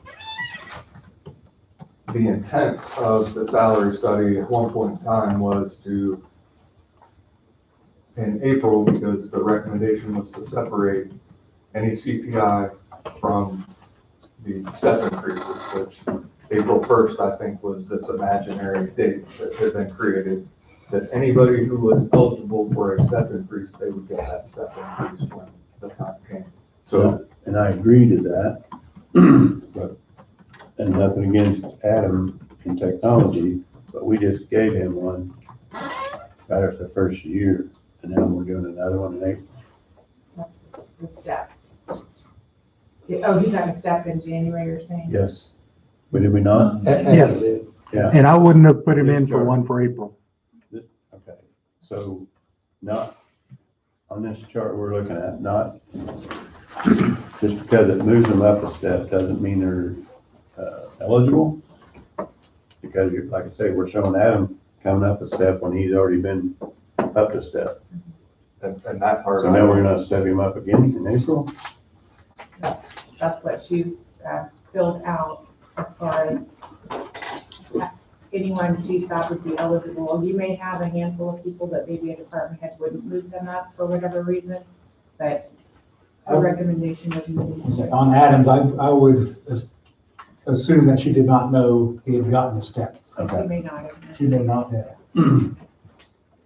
I'd kind of like to clarify Don, because I think we're thinking on the same thing. Don's motion, the way I took it, when I decided I would go ahead and vote for it, was she recommended this salary. You're gonna get this salary this year, and then Don said, we're gonna give you the 30 cents on top of this salary. To me, that's where it stopped. And the rest of this, you're gonna get a step increase this year and next year, next year, and next year. That's still negotiable, to me. Am I thinking what you were thinking?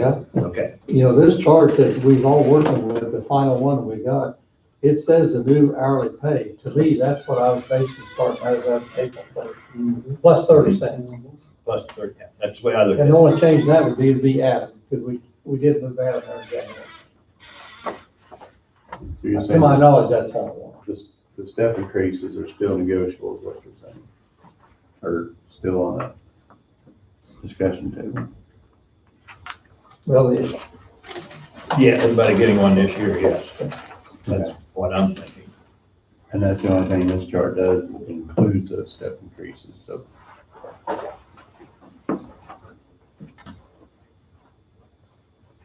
I know it's an average, but the motion that, and that's what I discussed, the increase in cost was $83,000, and our payroll is 6.2, so that's an average increase for our employees of about 1.2% over and above the 30 cents, but not every employee was getting the same amount. Those increases varied from 0 to, there was 3 or 4 of them in the 6% range because of reclassification. Well, what I've seen, and pretty much so, is everyone, with what she predicted, everyone got moved up some in salary anyway. No one got moved back. No one There is 3 or 4 at 0. at 0. Almost everyone else got moved up. Then we gave them a 30 cent on top of that, and now she's proposing that we give them another And on top of that. I think we're, And that's not my, that wasn't my motion. And I haven't talked to Lisa since Monday. I talked to her 2 weeks ago, but that was on the vacation, that was on some of the other stuff. And we didn't discuss the salary. Yeah, and all I was working with I'm sorry? her, all I was working with her on was trying to get it ready to Yeah. upload I it to CSC to understand. defer to finalization, so.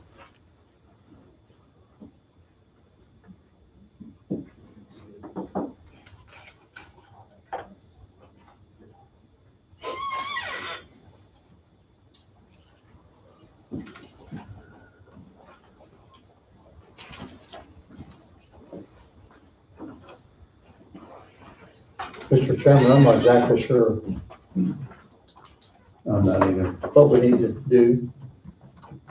Sounds like we've got quite a bit of misunderstanding. And I certainly didn't intend for that to happen, and I don't think anybody did. But I thought we had that motion pretty well clarified. The cost of the county was gonna be in that $83,000 range, With, starting April 1st and plus the 30 cents an hour that they'd already received.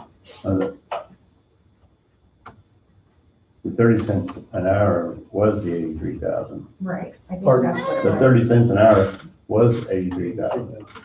Yeah. So maybe I'm confused with what you're saying, but, if we just go with the top one on the list here, both these charts.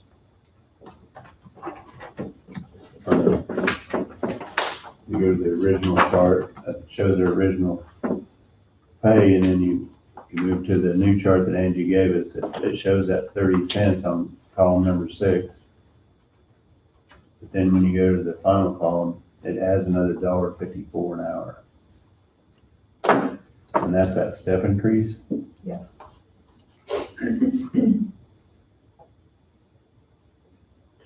Plus reclassification. The step increase is only gonna be 2.5%. But that's one of them that had a sizable reclassification. In fact, the top two Okay. have reclassification, and so All right. that's the reason $1.54 is greater than what it should actually be 2.5%, which would be around 50 cents. So there is some reclassifications in here where the employees were getting greater, a little bit greater amount. Yeah.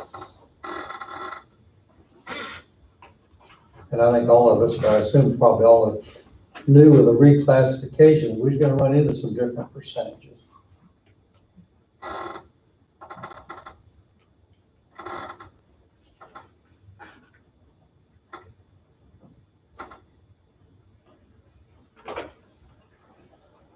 But what I see is some of them, for example, some people who've been here quite a while, they're restarting over on age. They had reached their peak, but now they're starting on age. And Wade, I don't know if we're, how much we get into this, because there's names involved. Do we want, can we do this in public, or we want to do this in executive session, have our discussion for a while, or what do we want to do? I mean, when someone was a 6, and now they're starting over as an H, for example, or an I. But they start at a level, price per hour, no lower, and that's just where the new schedule came in at, either an H or an I or J or whatever it may be. I understand that, but I think we're looking for a train wreck. I still think, I think if we were going to divide these, we should have put those more steps in between our existing steps that we had. Instead of out on the end. Well, the 30 cents is a given. We have to move forward with this. Yeah, it's already. That has nothing to do with salaries, basically. That's CPI.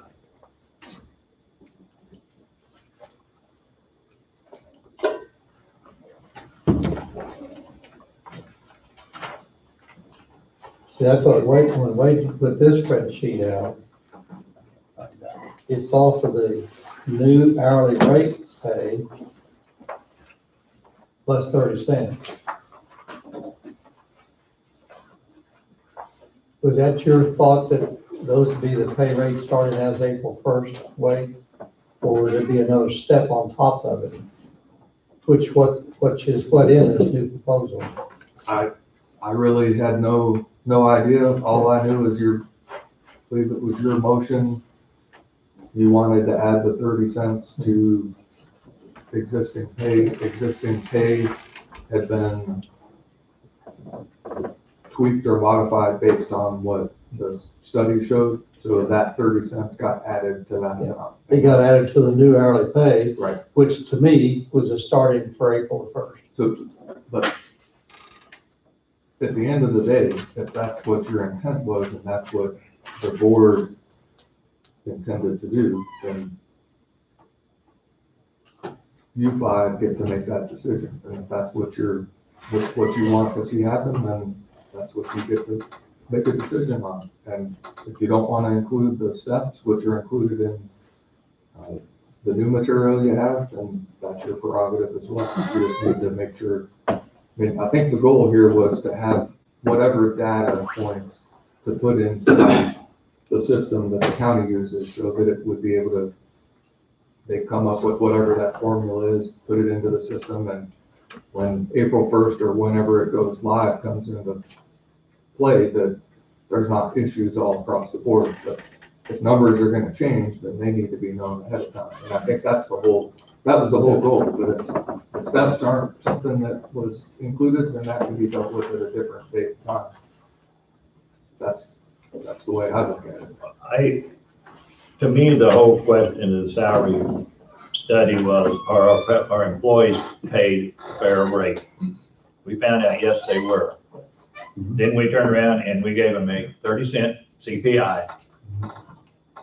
So on top of what this, they were, and really I had no problem with the old scale, giving them 30 cents on top of it, but I guess, so I have no problem with, this was a salary that was projected, give you the 30 cents.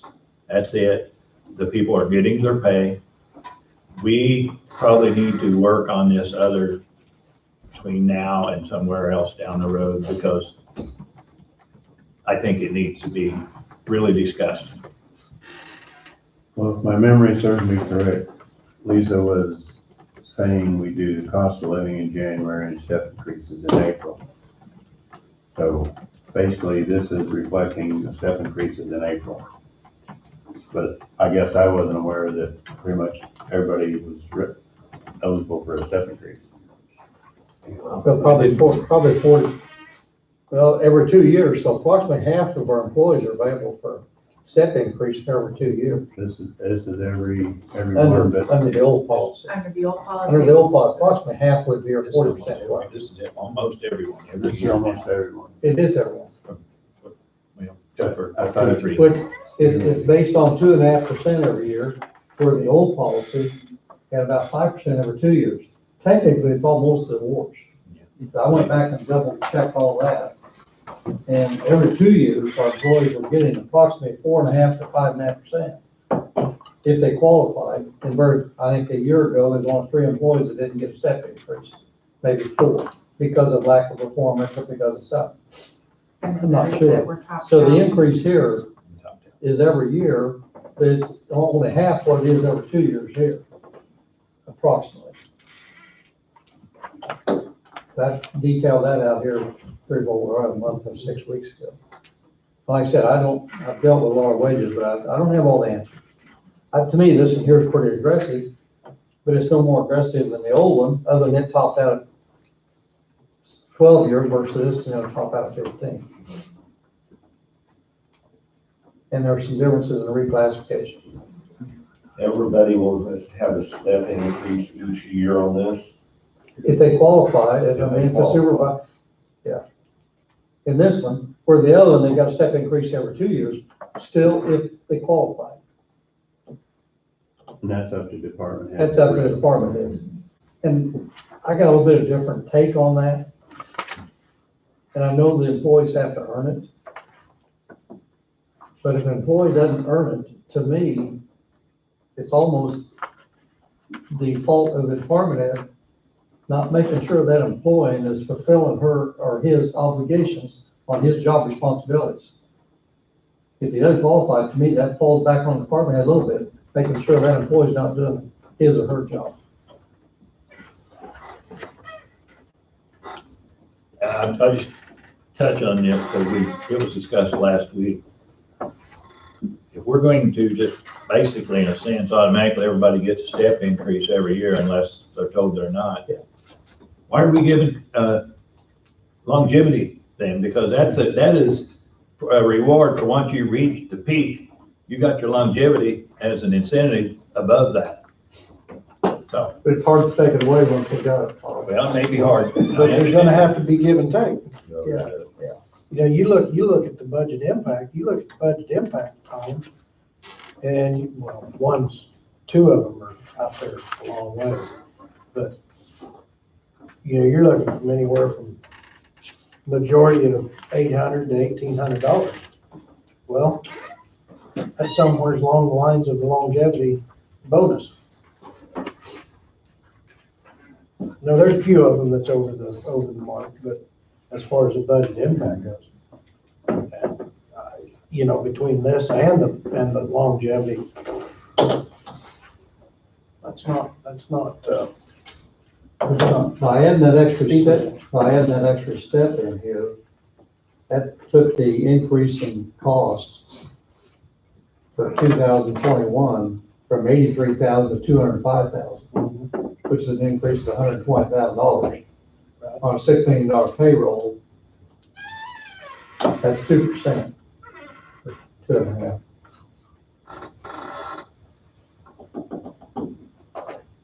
Got to remember, so every time we raise the salary, the employees, we're also raising an obligation to taxpayers.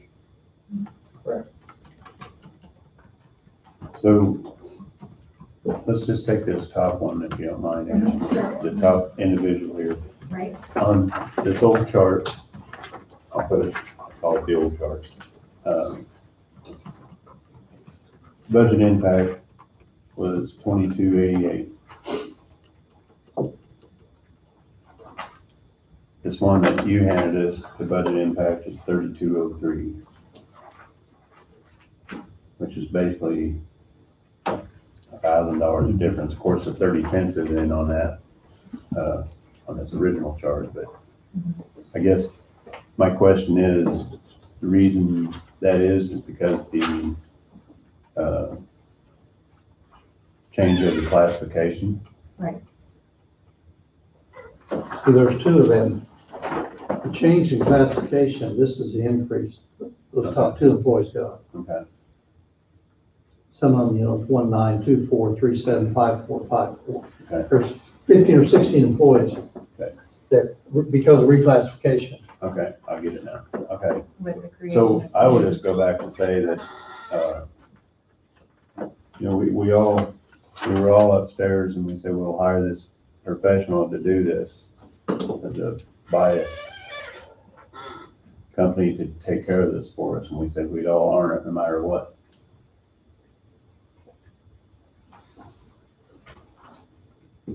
I'll strike myself from that. Yeah. Oh, well, too. I know you two weren't there. I'm sorry I had to always keep, you know, I'll go back to that every time. We said we did. We sat up there and said, no matter the outcome of it, we would honor it. And so this latest one we've been handed that Andy put out for us, doesn't, just the budget impact isn't always, or won't be completely accurate because not every department is gonna ask for a step increase for their employee, I assume. You can assume, yeah, you can assume that, but I mean. You better assume it those will. And I will, Unless you guys say differently. I will take what you say, even though I sat there and didn't say anything, so yeah, I agreed we would look at it. And I have no problem with what Don's motion did for this year, but I think we have an obligation to look at the way it's going to affect the county down the road. I don't think just because she brought this paper in and handed it to us, we said, boy, there's the gospel right there. It's never gonna change. That's my opinion on it. And I think I'm fine with, we give the people what she predicted for this year. The 30 cents. And the 30 cents and then whatever salary she came up with for this year. I'm fine with that, but I think we need to look at the rest of it down the road because I don't think Don's intent was that. And when I said, yeah, I will go with it, I didn't think that was Don's intent also. I thought it was to take care of what right now. So people will get their pay because that seemed to be the concern. Because I'd also talked about the increase of the cost for the year was 83,000. So to go back just a little bit, cost of living for the last 15 years has been 2.05% CPI. And under the old chart, for those people that didn't top out, and I know there's quite a few of them topped out, but say, well, just say half of them got a step increase every 2 years. That's 2.5%. So the cost under the old system is identical to this, except a few people here topped out quicker than they're gonna top out here. You still got approximately the same cost for the county, under the old system versus the new. Because most of the increases in the old system, every 2 years is 4.5 to 5%. The old system wasn't bad. The problem with the old, in my opinion, the old problem with the old system was people were moving people from, they weren't letting them complete their steps out. They were moving them up to a higher level to give them more money. And that's where things started getting out of proportion, in my opinion.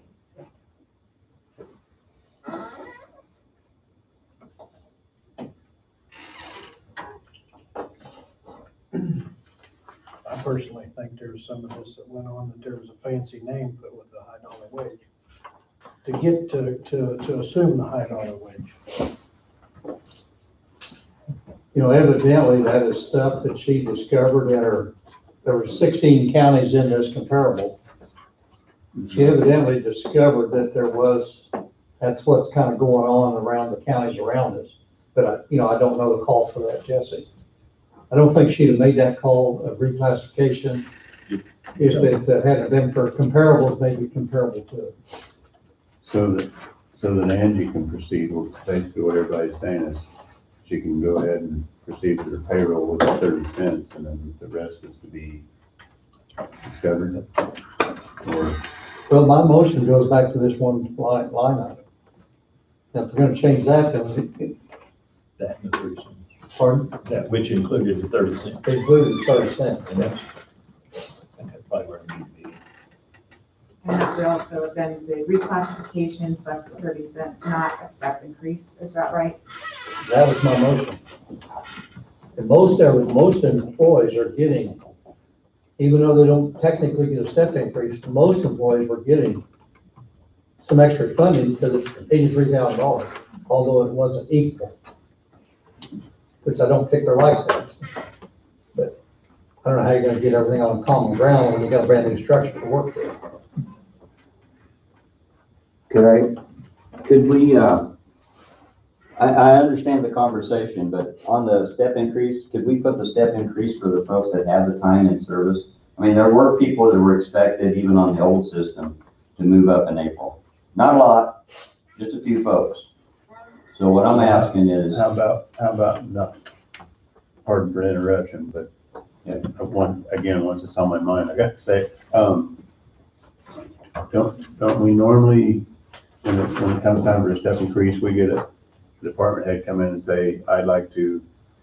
Yeah, they fill out the CP5 Yeah, forms. yeah. And so that's where the part of the discussion I needed to know today is if you wanted department heads to fill those out based on what you want to do with this. So it sounds like we need to move, again, not to interrupt us, but move forward with what Don and Bob are saying, the 30 cents plus the reclassification. And then we need to look at the step increases individually. Is that correct? As the department head would show that that employee has the time in step, it's not gonna be every employee in my department, but there will be a few that's already have time in step. So you're saying like if they've gone the 2 years, Yes, you want to move them a step. yes. But then those that we wouldn't do every single person to move one step. And then after this, then what you're doing is you're doing evaluation every year, previously every 2 years in the old system. You're doing 2-year evaluations or 2 years time in step before they move to the next one. In this system, you basically look at it every year. So you do the same thing. You do the CP5 again. The department head says, yes, this employee has time in step. Then you would move them to that one step. So what that does, instead of just saying, well, we're going to get them as close as we can to this wage classification, which I used that example before. So if somebody was making, say, $12.50 an hour and the closest one is $12.69, you move them to $12.69, which is at 30 cents. Okay, the $12.50 is the 30 cents already added. That's what you guys have already agreed to. And then basically the new chart would say 1269, so you move to that 1269, and that's where they start. Right. But then after that, but if also too, if that new employee basically has time and step currently on the current system, then they're also able to move to the next letter. That's it. Not everybody's gonna be that way, but at least you don't punish the folks that have the time and step to not move. If we open that up for the road and bridge, will that open it up for every other department? It should, it should, but that's fair with all the employees. So show me one on here, just, I don't care who, but one that you know would be eligible for time and step, just so I can see. Oh, boy, well, let's take one of these. Okay, so we're gonna look at the old system. So I'm gonna just take, say, an equipment operator that currently is making $20.57, okay? That's the old chart, all right? So now you take a look at her chart. Well, look for an equipment operator. So in her chart on equipment operator, okay? But he's classified as an equipment operator, right? In the same category. Okay, so he's classified as equipment operator. So what would be the closest one to 2057 in their chart? This would be the blue chart that she's looking at, okay? I don't see a 2057. Well, 2057 comes from our old chart. Okay, so 2057 comes from our old chart. This is where they're coming from. So if I have an equipment operator right now that's making 2057, all right, then what we're gonna do is we're gonna look at this new chart that she has, and we're gonna find something, equipment operator, what's the closest one to 2057? Probably 2064, which would be H, okay? So we put this person at 2064 on H. All right, now keep in mind that this new chart that we're looking at, this 2057, already has the 30 cents in it. Okay, this is what we're already paying them. Okay, so now we put them at the 2064, and that's where they come in. But if that equipment operator has already his 2 years in step, he moves to I for this year. Okay, so he moves to I, which makes him 2116. But everybody else that did not have time and step still stays at H.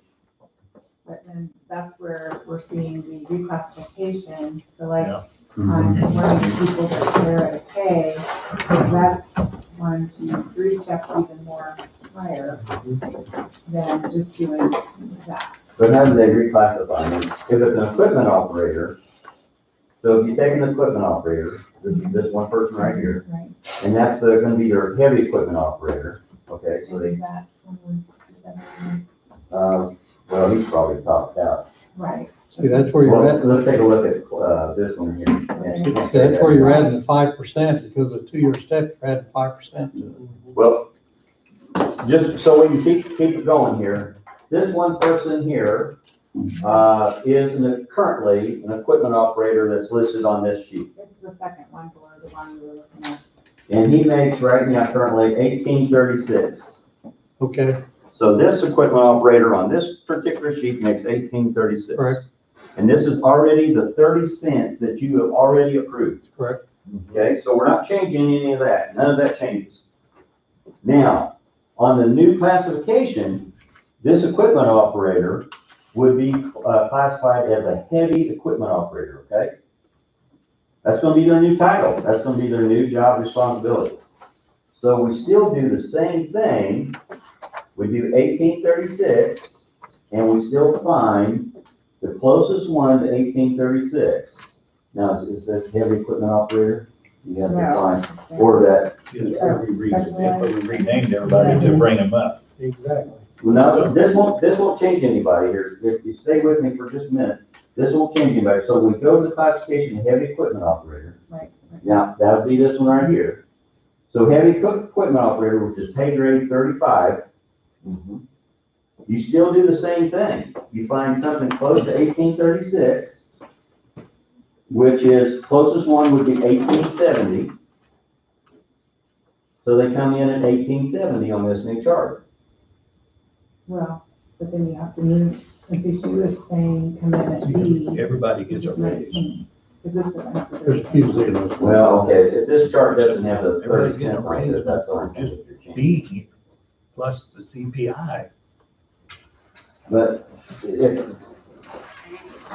I know it's a little, it could be potentially a little confusing. If you have the old chart and you don't have the 30 cents onto it, you're not comparing apples to apples. I'm looking at the new chart, so. Okay, so if you're looking at the old chart, yes, it doesn't make any sense there. But if I go back to the fact that we've already paid our 30 cents, and I go back to the fact that on our equipment operator position, if they were making 1836, all I do is I go over here to their new classification, which is heavy equipment operator, which is number 35. So you go to classification number 35, that's their new title now. Instead of just equipment operator, it's heavy equipment operator. And then once again, you slide over on the chart. Now keeping in mind that this chart unfortunately doesn't have the 30 cents on it, but you go to that 1836 and you come as close as you can to 1836. And that would be based without the 30 cents being added to it. You're talking about the equipment operator? Raise. You're automatically getting, right? You're talking about the equipment operator? Charge, getting 34 cents an hour. Yes, there is a spread on those, and each one is a little bit different. But see, there you got the equipment operator, which becomes a heavy equipment But they're all operator. under group 40. You get a 34 cent an hour raise. Well, I don't think you need to turn around and get another raise. no, that'd be especially heavy. These equipment operators here are all under 40, there's no 35s. This one here would be 35. This would be the heavy equipment operator. That's where they should be. I think Angie showed that heavy equipment operator. Well, she's got a class under 30. What I really think is to do what Don had predicted, avoid all step increases this year. I don't care what it is, because everybody is getting extra. Almost everybody is There's getting 5 or extra. 6 that are zero. But almost everybody else is getting extra, and just avoid all step increases for this year. Wouldn't necessarily have to avoid it, just go with the vote that was made. Same thing. Same principle. Like I said, it's not everybody, it isn't a perfect fit for every employee. When we adopted this. Could we get before they vote? This went away. Yes. Could the department heads work with Angie before we vote on it? So basically what Don and Bob are saying is the 30 cents plus the reclassification, but no step increase. Correct? That's what I'm thinking for right now. And then we'll take a good look at it. If we don't do anything, that's what we have now, correct?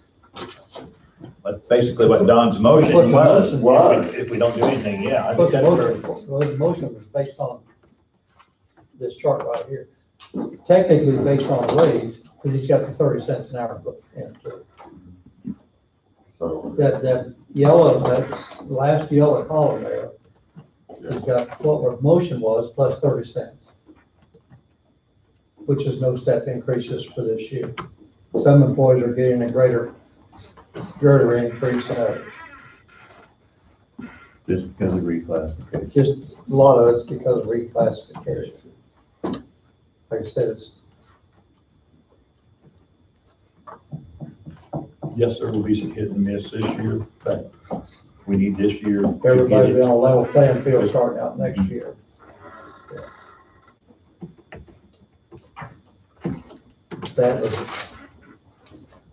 That was my motion anyway. So the 30 cents with the modified salary schedule was where things started. And I don't think there's any dispute about that part of it. Where there's a lot of questions is regarding the step increases. And I wasn't aware that everybody got a step increase because I was sort of the same understanding that Wayne had, that whoever would be eligible for a step increase as of April, whatever date it would be eligible. So if there's a way to figure out who would be eligible, and maybe the department heads to send that in, and that doesn't have to be decided today, but then that could be a discussion for another day, because it's not going anywhere today. It's sort of circular at this point. So then at that point, figure out whether that is something that is eligible to move forward, and you get to make that decision. I would tend to agree, everybody doesn't need to get a step increase, only those who would be eligible, at least if that's the way you want to go. But I don't know how, as this discussion has unfolded, I'd be interested to see, historically, there was the CPI increase and there was the step increase. And what are those figures going back last year, the year before, and how do they compare and contrast to what's happening now? Because the CPI in some years has been higher than others, and last year it wasn't any. And those step increases have occurred going back historically. So somebody would be eligible each and every year for that step increase. So that's all we did last year was step increases and no Correct. cost of living. But So then, that would be easily tracked to see what our step increases. and then the year before you had both CPI and the step increases. So I think if I were you, I'd want to see what those figures were, because you might find out that the numbers are not as far off as what you might think. And then you have something to compare and contrast, because right now it looks pretty heavy one way or the other. The other part of this is everything was done, the reclassifications and where everybody was put into this salary structure was so that they would be, and whether people agree or they don't agree, whether it be the county attorney's office or another department. So they're where Lisa thought they should be compared to market. And then, some employees, their title changed, but their title changed because whatever information was presented to Lisa, she felt like they needed to move to a different category. And that's what's going to happen at the start of this. Now, am I in agreement with where the county attorney's office is one, where they got put into the chart? I don't necessarily agree that compared to what another department is, that's where they should be, but that's not my decision to make. That's part of letting somebody on the outside do this and make those decisions so that they don't have, I'm gonna have a particular bias to people in my department, just like anybody else. And that's understandable. So I would start with the 30 cents, that column that Don talked about. That's where you start, and then whoever's eligible for a step increase under the old plan, that be brought forward to the board, and you make a decision from there. And that be the end of it for now. But what we need for right now is so the clerk's office could get the salaries figured out is that the number that was brought forward plus the 30 cents, and that's where we're at, and then the rest of it. Okay, so See, that's not what we're seeing though, is what the reclassification salary is. We're seeing the salary with reclassification plus step increase is what we're seeing. So right, so what I can go back and do is ask Lisa to give us what their new classification is, added the 30 cents and not a step. And then we can have each department head go ahead and fill out the CP5 form, and I'll have to email them.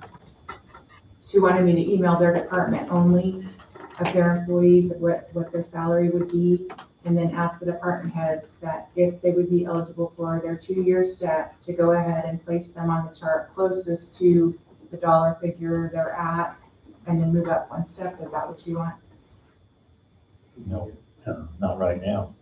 not the ones that would be eligible for their The fees. eligible ones you would.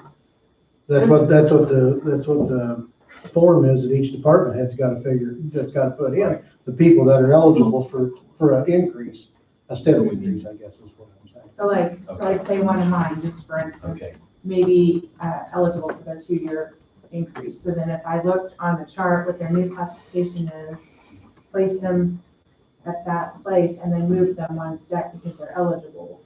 But then someone else in my office may not be eligible, so they would just be placed in their new classification and stop there with the 30 cents. Lisa's already got that done. I think that's, the ones that are qualified for step increase, so you just look at this and just add 1 step to it. She's doing that on this chart with all employees because her recommendation in the salary study was that everyone would move a step every year. I'm not sure that's the same as this one. I can't say it's that far away. Yeah, it's not the same. This one's most updated with her moving everyone up a step if they're eligible. Because the one we took action on is the last one that Lisa sent, maybe not the last one, but close to it. And those that qualify for a step increase would be the ones added to this, not the one, not the closest one to it. She's already established that. Okay. She's already got that established. I don't know how many employees would qualify for a step increase. It wouldn't be half because a lot of them are topped out. But it might be, half of it be 75, it might be 50 or 60 employees. But what you need is for March's payroll, right? No, we're gonna do March's payroll just as it is, like we did in February, because we haven't made any changes. It's got the 30 cents in it and all, that's Yeah. all. And then in April, that's our, we want to try to make April work, but if April doesn't work, it might be May to get this done, so.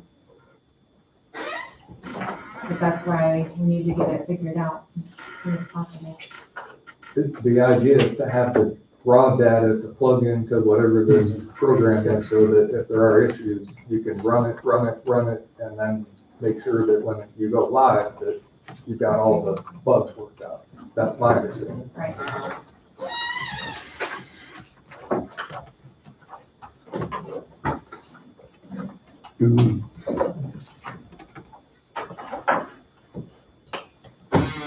So can your department head get that back to us next week? I think everybody should. Technically, that's not, to me, it's probably not a given yet. Yeah. Okay.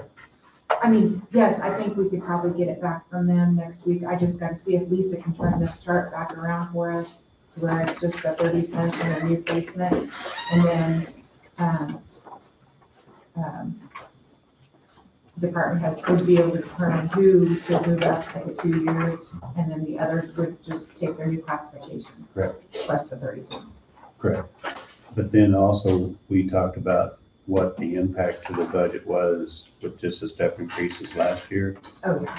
So get that for us too Yes, by I next can do week. that. That way, So when you guys look like at. last year, all we did was step increases. We didn't do cost of living, so at least we know what that impact was, and you can add that to that 83,000 we have shown here and see what the difference.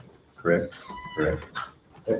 And do it for the year before, where you have both if you can. Well, that's true. Yeah, that way, do the percentage of impact, if you will. Yes. Okay. Awesome.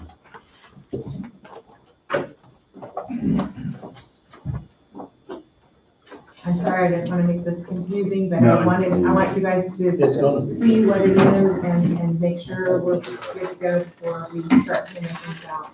Yeah. No, I'm with you on that one. I gotta make sure I put this in the right place. So that was salary discussion. Gonna move on to vacation and sick leave for salaried employees.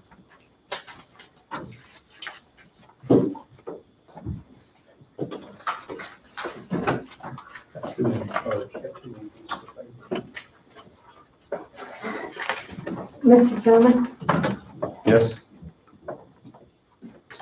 There you go. Okay, I just, after all the discussion, I just want a clarification because I'm trying to hire a new person. And so I've got to know which chart are we using so that I can tell them this is to be your, because the job description I advertised isn't the job description in the new chart because we didn't have anything accepted at the time. So I need to know where we're at exactly, because I have someone I've already interviewed and I'd like to offer them the position today, but I want to be able to tell them where they would fit on the pay scale. I'd say you use your new chart. Well, I haven't handed them out yet. Yeah, because I had sent both Wade and Angie a message last week after my interview, and I said, hey, I need to know, because I can't offer the position without knowing where they're at. Well, I'm assuming we're moving forward with the new charts. I mean, right, As far as you'd hire someone in today on salary, you would be using the new chart. correct. But okay, so I need to get all the step increases backed up, and then I can give her that information. But you two could probably visit and you could give her the new job description or the new title, I might say. Yeah. That would, Well, they have two titles for me. She has two classifications for me. And I'm just gonna say right now, you guys are going, by accepting this classification, you are going to create animosity. And they have two classifications for us. They have a motor vehicle tax associate. And then, I think it's two steps above that, they have a motor vehicle tax processing specialist.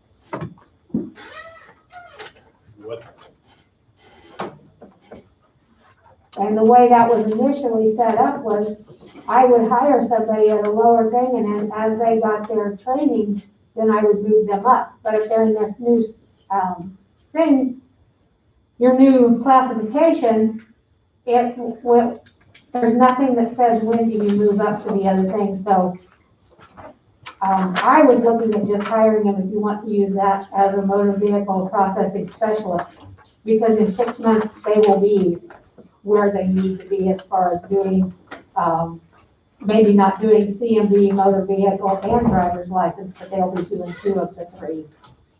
but under the old system, you're gonna hire them as a tax MV processing specialist. I had advertised as a clerk too, because that is below that, but in 6 months I could go, I could move them back up to the other one, like we've done before after they've gotten their training. But the new classification doesn't have anything as far as when do we move them up. So I'm looking at wanting to hire this person at the motor vehicle tax processing specialist, or The new titles are licensing and tax specialist. okay, yeah. Her and I changed the word. Technically, right now, you've got 3 employees at that level. I have 2 because I 2, lost an okay, employee. Okay. You did have 3, now you got 2. Right. So that's where I'm looking at taking the clerk 2 position that I advertised for and going ahead and putting it there, because I don't feel like that, I don't feel like the classifications were done properly.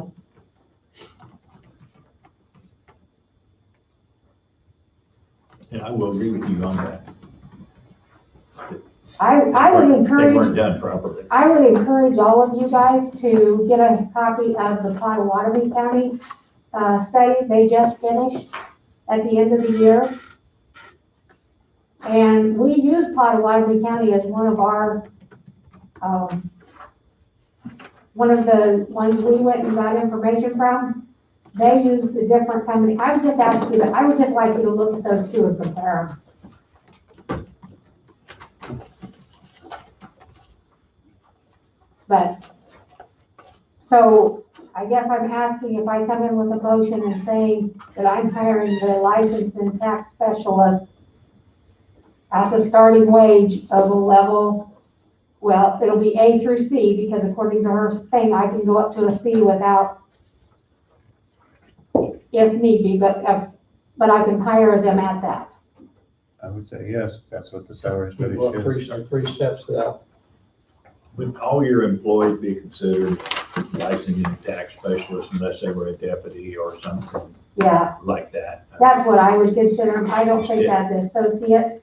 Like I said, my thinking was, you had somebody in there and you left them in there for 3 to 6 months, and then you moved them up to that one, but that's not what it's saying now. It's saying, we don't have anything that says, when do you move from the associate? If you hire there and you've got 15 steps, by the time you hit 15 steps, by the time you hit step 3 to 5, by the time you hit median, you should be at. But if I can't change them at every year, then that's. So if you're, basically, they're all licensed tax specialists. When you hire them, then they start getting their steps down that line instead of trying to move them to different brackets. Right. Because there's something else. I kind of go back to what Jesse said, where I think we should kind of put names out there for different things that probably most places, a lot of people are that, actually, when you get down to it, they're the same thing. I mean, to me, what you're saying, I agree with what you're saying, is that basically that, yeah. Well, like I said, I would ask you to, I would ask you to look at the classifications, because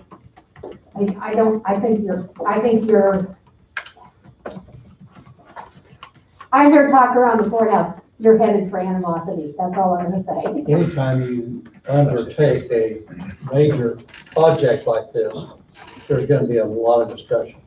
We all realize that. And probably definitely called for, that's probably not stated right, but Potawatomi is part of this study here.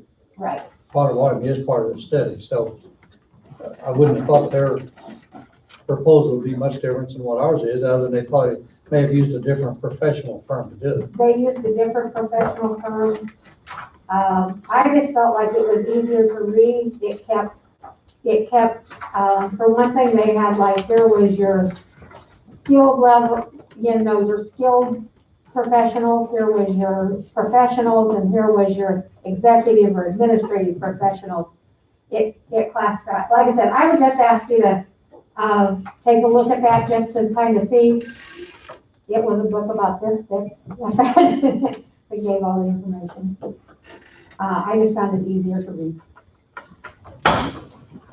So, but that's all I needed to know. I want to put an offer out today, and I need to know which classification. So I'm going to go ahead with the motor vehicle or licensing and tax specialist.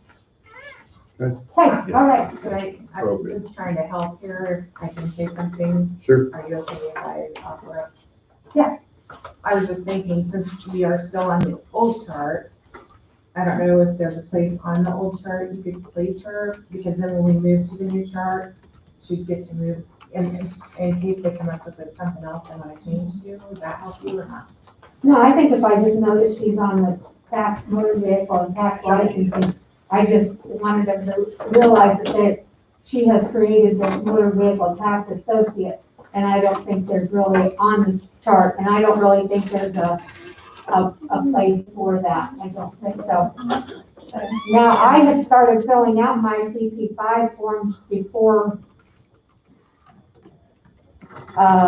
everything, and I had thought that I was going to add the 30 cents, move them up the step, and then figure out where they would fall in the new one, because I started them in January. But now you're saying You're not moving them up one step. You're figuring the 30, but you're not moving them up one step.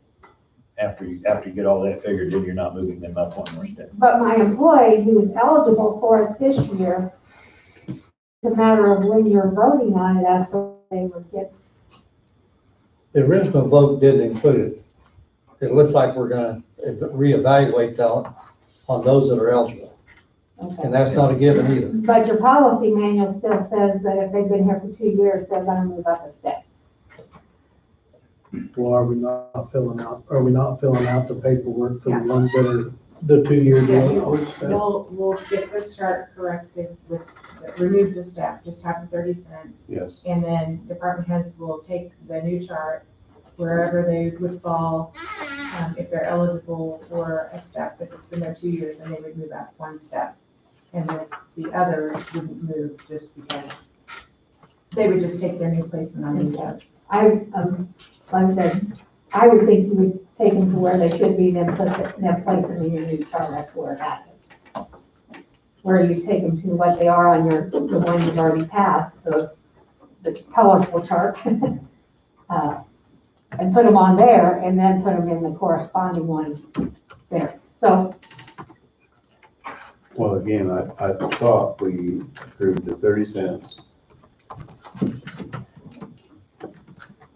as well as the reclassification, am I wrong? That's what. That's what was approved. Was Yeah, approved. what was approved. Rather how people interpreted it was. I think all 5 of us. well, like I said, I just, you know, as the employee looks at the policy manual, it still says they're eligible for the, We understand that. The policy manual is also gonna be probably rewritten once we have all the benefit programs put together, the wage program put together, everything. My understanding is the policy manual is gonna have a lot of changes in that particular area. right, but as it And I stands know, today, you have to go with what it says today. So, and what part, just out of curiosity, the department head salaries, did you accept anything with that? I didn't understand whether you were accepting anything with the department head when I fill out my CP5. We haven't discussed. I don't, we anything on haven't, department, we haven't got that far. we moved the department heads 30 cents like we did all the other employees, correct? Yeah. But they what? You got 30 cents, everybody got the CPI, Right, I understand that. but we haven't discussed anything, I don't know if we even had a recommendation. Nothing's been discussed. There's a recommendation in there, so I just wanted. Okay, well, main thing was me getting my new employee, or my offer so that I can put it out there today. All right, thank you.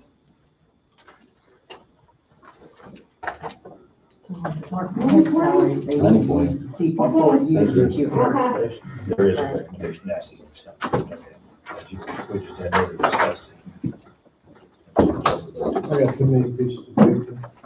Yeah, It's McGrath on it. It's a-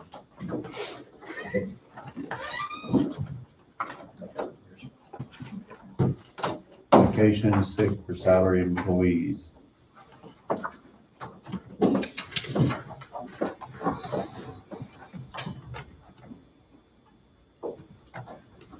I know what she's recommending, but I don't, that's one of those ones that's not broke, don't fix it.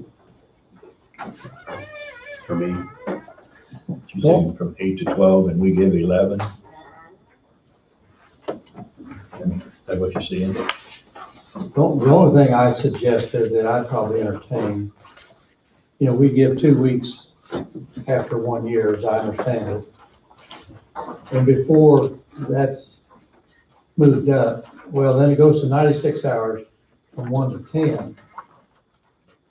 There's a pretty good gap there between 1 and 10. I wouldn't have any problem with maybe going 1 to 5 and then 5 to 10 and put another step in there. Of course, that's another thing that payroll clerk would have to handle, but I'd have no problem leaving it alone either.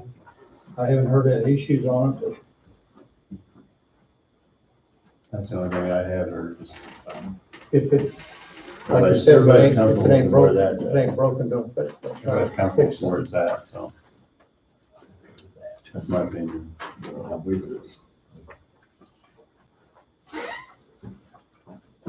got anything on that?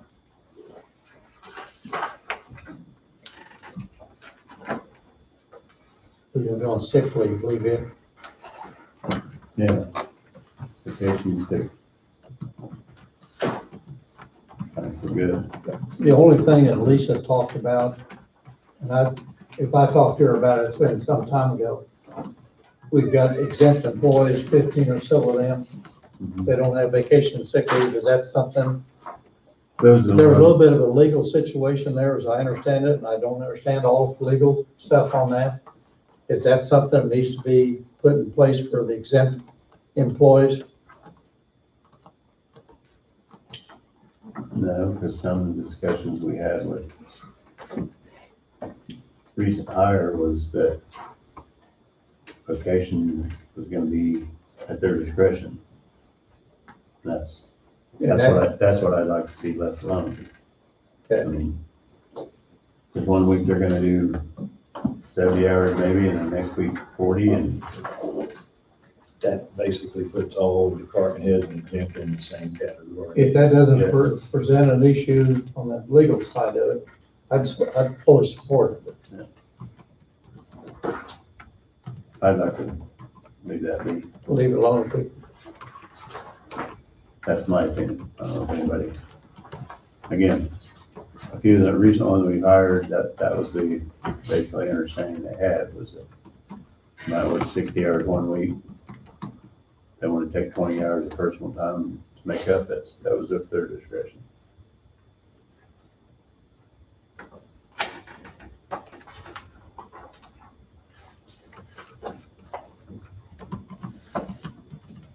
Not leaving that, I'm not touching that one then. Emergency operations stipend benefits statement. I've talked to a lot of employees and they think, why?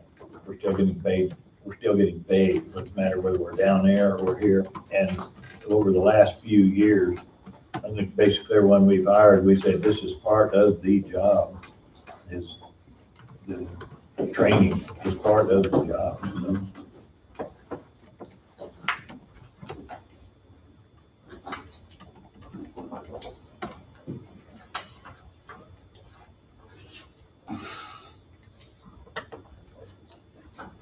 These particular areas, Wade, do you have any suggestions on if it needs to be improved or anything on the legal side? So if you turn the page, I don't know what page it is in your book, it might be page 40. Which I think covers the, Page 40's got the tail end of the vacation and sick leave. 44 probably. so then we go into exempt employees and leave, which 44's got the emergency operation okay. stipend. That's one we were set up to talk about. So mine's 41, so if yours is page Ours 41 as well, ours then, 44. 44. So the issues are the same things that are listed. And it references both the employee and employer, which is potential abuse from both sides, and it talks about public accountability. I think we're on two different, I think some of you are on two different pages because I think Don is referring to the compensation for emergency services and you're referring to, that's where page 44 and 41 come in. I think where you're on 41. Well, you asked if I had any We're on emergency operations thoughts stipend. on any of it. I'm sorry. Okay, yeah. And I was with you, but I think Don was ahead. You asked if I had any thoughts on any of it, so I was going back to Okay. the issue with salaried employees and what- if I had any thoughts. On the exempt employees, Right. So the issues are, I mean, you can choose to proceed and leave things as they are, but those are the issues. I mean, the issue for highly summarized is the issue about one side abusing it or the others. I don't think that's been an issue, but if it is at any point in time, then all of these particular issues are opened up. now she's got 6 different subjects here kind of talked about. So, I mean, will an employee who does not have the time that is designated actually take that time off because they feel like if they take the time off, it might negatively affect them? And I think that's something that's been brought up before, but Is that something you mentioned, Brad? Yes, it was. I feel now, with Adam up to speed and everything, I have more ability to take time off. But there for a while, I was afraid to leave. So, you're looking at that too, and where if I have vacation time at that I would, use or lose, I'd be more likely to use it. But it's up to you, if you want to leave it the way it is. You were in a different situation. You were kind of new, had a new man, and you only got 2 in your department, where Yes. most other departments have more than 2 employees. Where if the department head leaves, they actually can delegate to more than, so. Wade would be in the same boat, his job is pretty specific. Nobody can take his place. So, And just so it's out there and aired, the recommendation was that department heads or at least department heads be given a balance of 5 days and a vacation day. They begin earning time immediately upon employment, and then they accrue at the 3rd level of earning, which is 120 hours per year. They get a beginning balance of sick leave between 10 to 20 days, and then continue earning the same way as other employees. I can see it both ways. Right now, it doesn't appear, at least since I've been here, that it's been an issue, but if somebody doesn't feel like they can take off, it all depends on who you have in each role, and if people feel like that they can take that time off. Brad he expressed concern at one point in time about taking the time off, and I can see that as an issue. Someone else might not have. It might be, the pendulum might flip the other way and someone is gone all the time. And if they're gone all the time, then according to the way the policy is right now, there's nothing that can be done. Now you can bring them in and ask them what's going on, but there is no policy there. So That's the same way with Brad. If he felt he needed to be here, then that's probably where he should have been talking to us, and we needed to be trying to work, make arrangements to help him. I don't think there's anything broken right now. It's just that sometimes we need to maybe work together a little bit more if there is a problem. there's nothing wrong with that. It's not a problem until it becomes a problem. But if we start limiting you, then that's the thing. If we're gonna start setting, you've got to take this, then there probably should be, you can only take this too. So I don't want to do that. Yeah, my situation was unique. Right. And we're hopefully getting it taken care of. We have it taken care of. All right.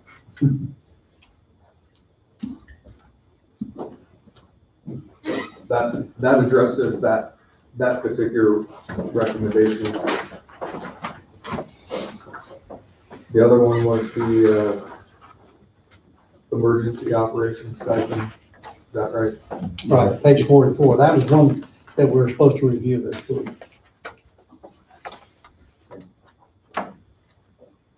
I don't have an opinion one way or another. I don't. Yeah. It would potentially be something that when you have an emergency situation. I think it's good like it is.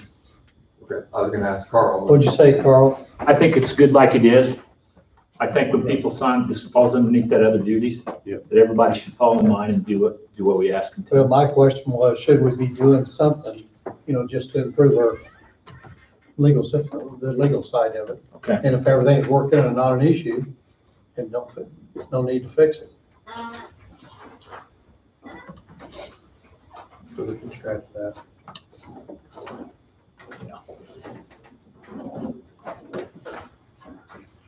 So on 43, did you discuss the time off payments? Was that, it's in that same area.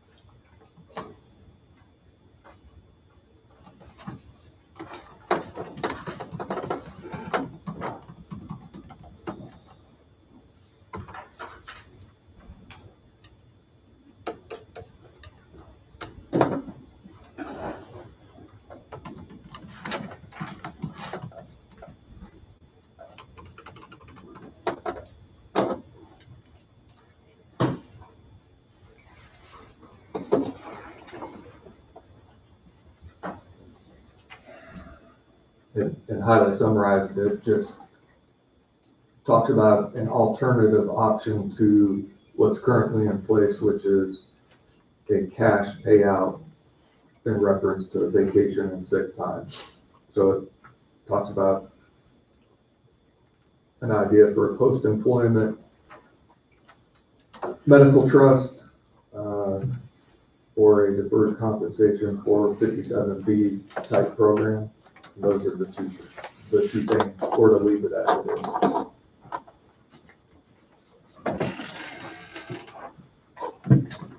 Anything broke?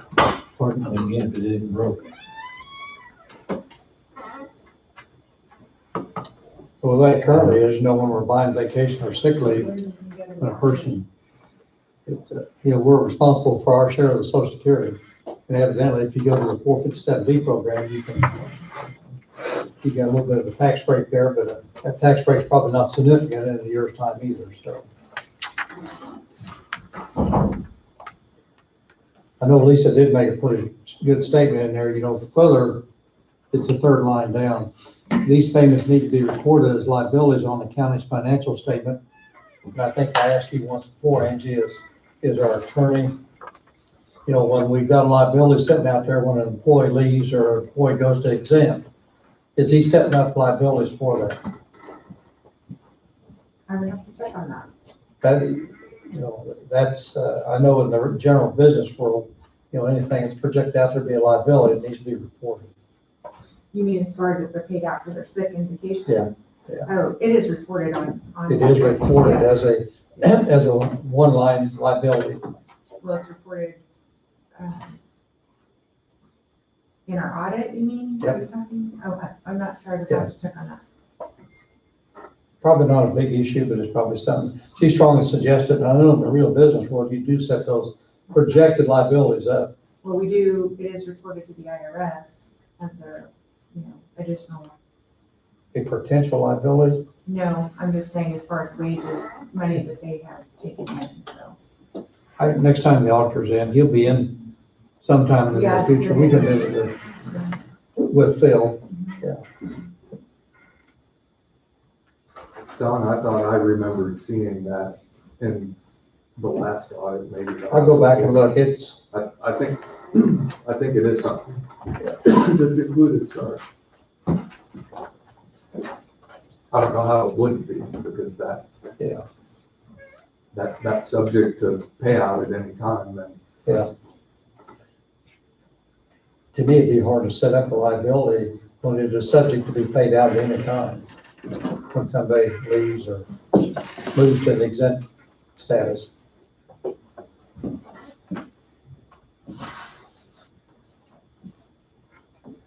What benefit package you want to talk about next week, or do you want to summarize it? Well, the next one was benefit statement starting on page 45. Page 45.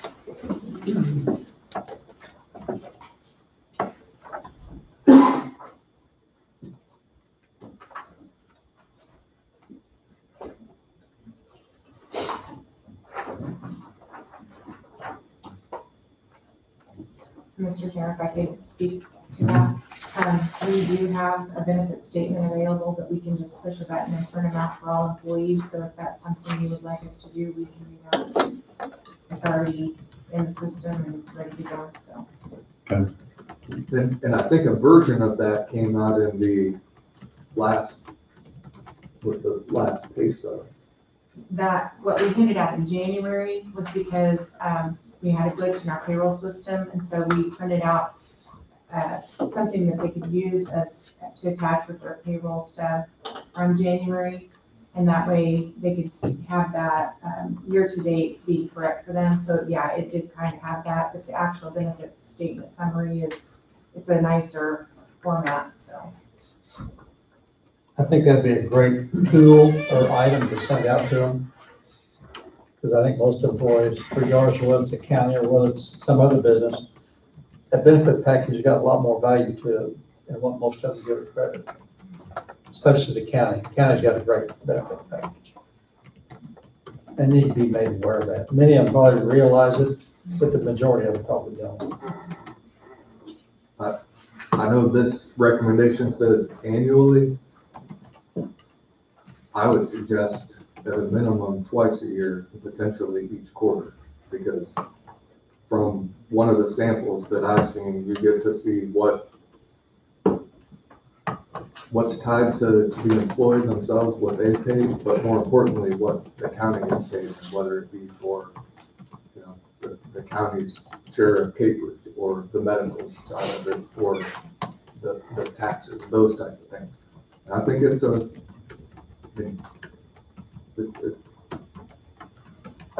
makes an impression. How about that? So at least twice a year, potentially quarterly, and if all that has to be done is press a button to make it come out, then I do it quarterly. I'll have to check and see if we're able to do that quarterly. It's under our year-end menu, so if it's not able to be done quarterly, I just have to check on that, but if we can, we will. Okay. Quarterly, at a minimum twice a year then, correct? Wade That would be suggested. my suggestion. Yeah. I mean, halfway through the January and July. Or July and December, I guess. Either way, Probably July and December. makes more sense, don't it?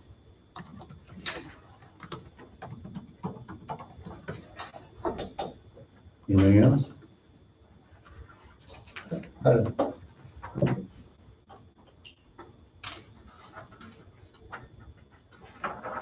We cover all our bases. I think that's all that was on the list. Okay. Roundtable, you're up. Well, let's pick the next topic for this, salary. What's the next thing you want to cover? That one covered it all. Oh, the salary discussion? Is that what you're speaking of?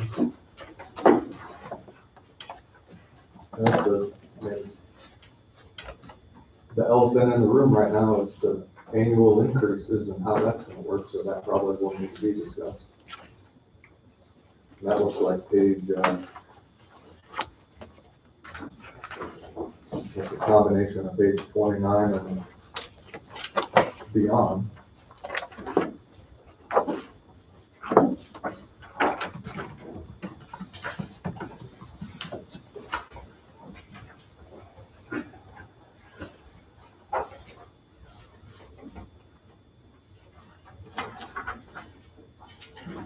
You also will need to cover some of the benefit analysis areas include, starting on page 35. Medical insurance.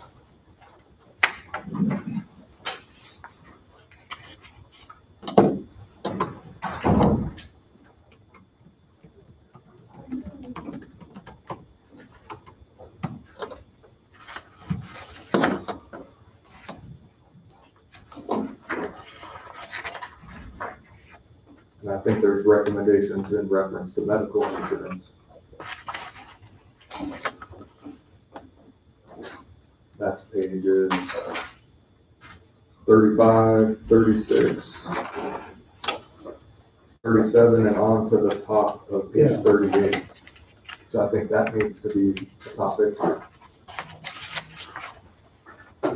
Yeah, one of the subjects she talked about, the health insurance, that is probably pretty good, but the family coverage, Gulf County was a little bit low on that part of it. But she didn't have a lot of comparables to work with either. The part I'm try to cover next week. Okay.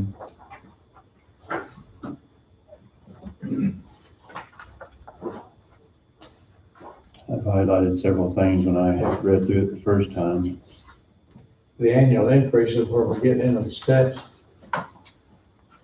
My thought is, we might ought to step tight on that a week to make sure what we're gonna do after we get some results back. Well, I think that we ought to that more of, it'll be a couple of weeks down the road. So, yeah, I So don't we think need to wait it'll to be get Angie's report. something you jump into.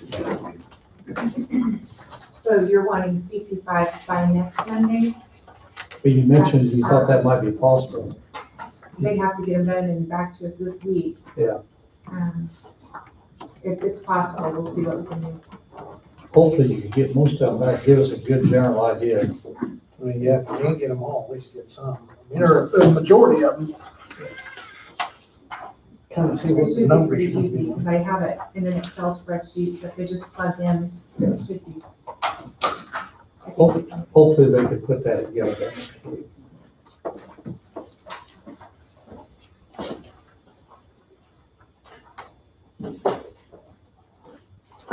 So for the agenda, Cover the medical insurance part of it. That includes wellness, dental, and retirement.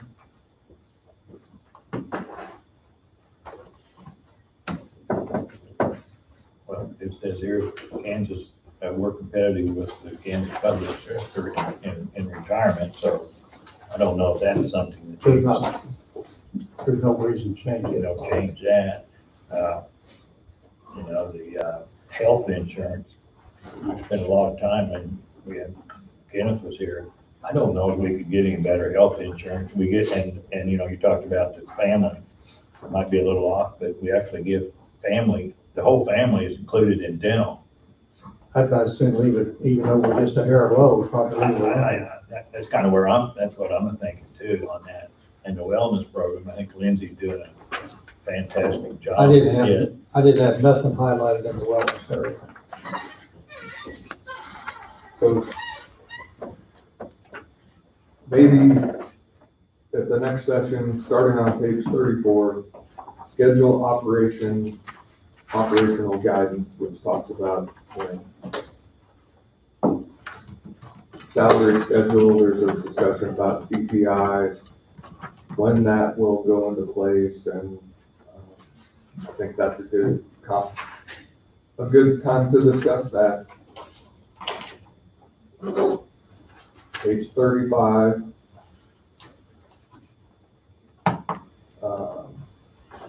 The life cycle of the salary schedule, there's a recommendation there, because some of this will need to be written in the policy, so to have that discussion, and then go through the entire benefit analysis section.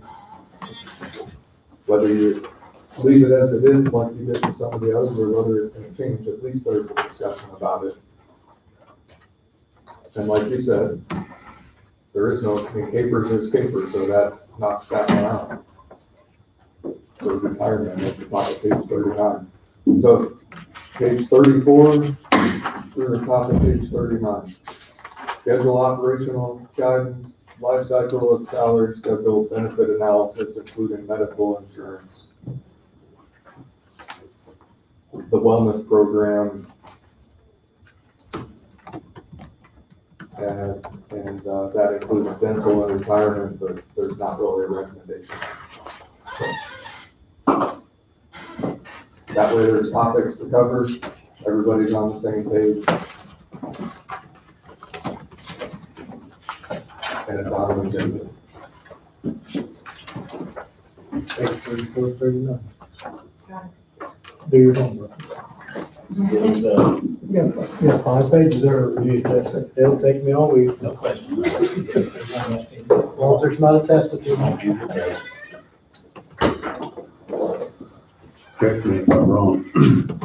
Again, I highlighted several things in this book when I first read through it, and now I'm going back through it, it's like refreshing some of my memory, but on page 30, employee placement. On which page? 30, employee placement. Basically, it says with the new pay scale, if you will, or the chart, basically she's saying like pay range in the stepping, their classifications, the way correct me if I'm reading this wrong, when she's reclassifying people, so to speak, she's saying it's an additional cost of 80 to 100,000 if you read the entire deal. So then by the time we add that other 83,000 into the 30 cents we gave, we're not too far off from that. 204. 204. Well, there is a difference between, see, the 30 cents amounted to, well, it amounted to 100. 83. I'd have to look at my book. Yeah, it was 83 originally and then it went to 205. I mean, I guess, correct me if I'm Well, reading that's that. without any step increases, so you're, that's the reason I took it, that's the reason I made the motion I did. But I mean, I guess I'm asking somebody correct me if I'm wrong, when I read that employee placement, is that not basically indicating that when she does the reclassifications, it's increasing our liability 80 to 100,000 without the 30 cents? Yeah, not including the department head adjustments either. Yeah, I mean, that's not counting the step increases, that's just replacement of everybody. Yeah, because basically everybody got Replaced, but then the latest chart we got was replaced plus the step increase, so now that's what we're asking for. So we're still gonna be substantial. Correct me if I'm wrong. Anyway, we got our agenda for next week on discussion then. Do you have anything for roundtable, Woody?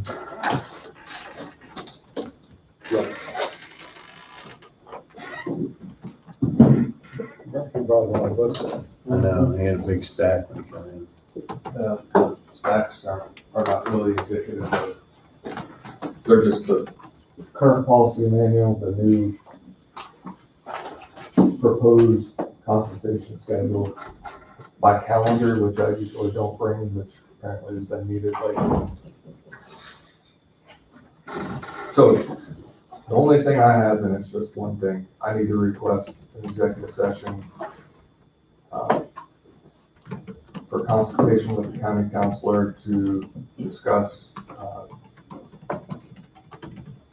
county policy related to potential county litigation for matters being privileged under the attorney-client relationship exception to the Kansas Open Meetings Act under 75, KSA 754319B to myself, the commission, for the board for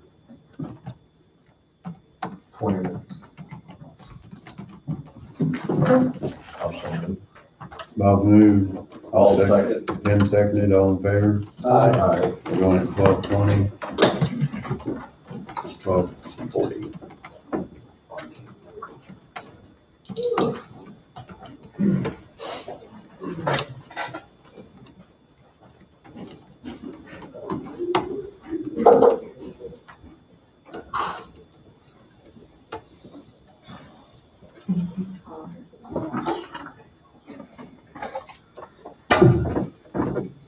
I mean, I guess it's not time to walk up there.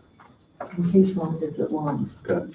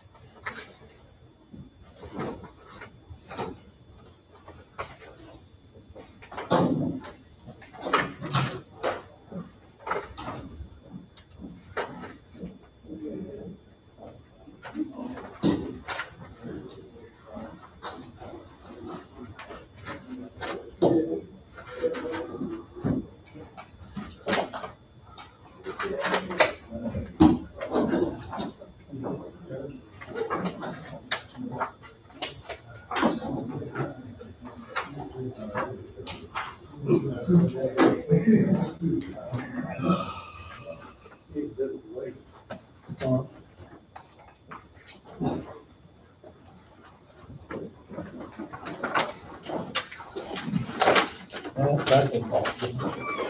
didn't knock it back. Impossible to read.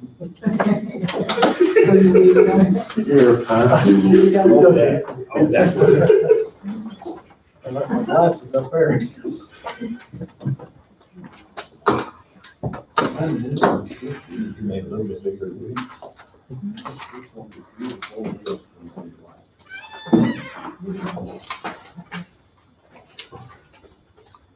We're back, we're waiting to get back.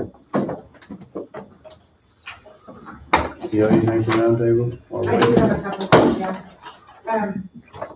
So I sent you all a copy, just an email, and I asked you not to respond, and none of you did, but, of the proposal for the air purifier for the courthouse and the jail side. I don't know if you want me to move forward on that, or what you would like for me to do.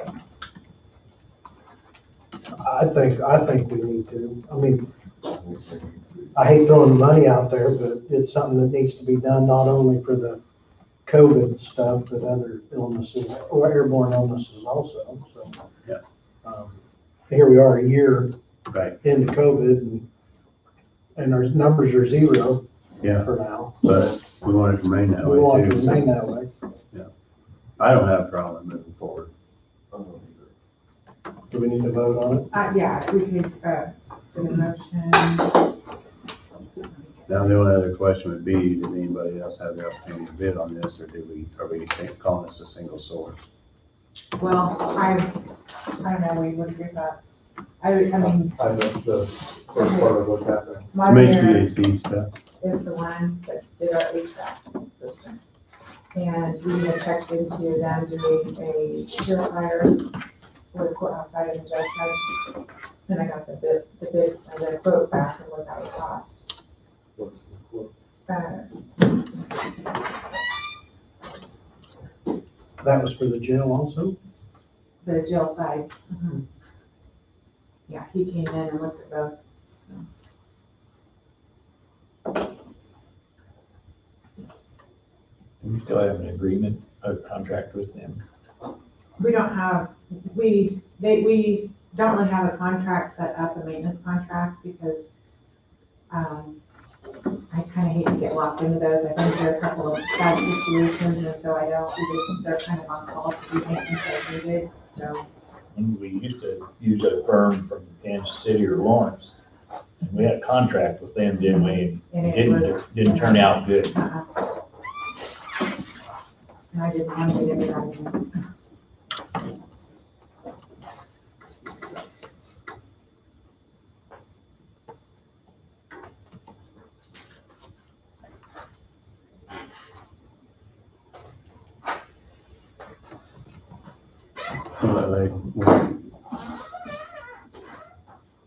And I think based on the amount, it probably has to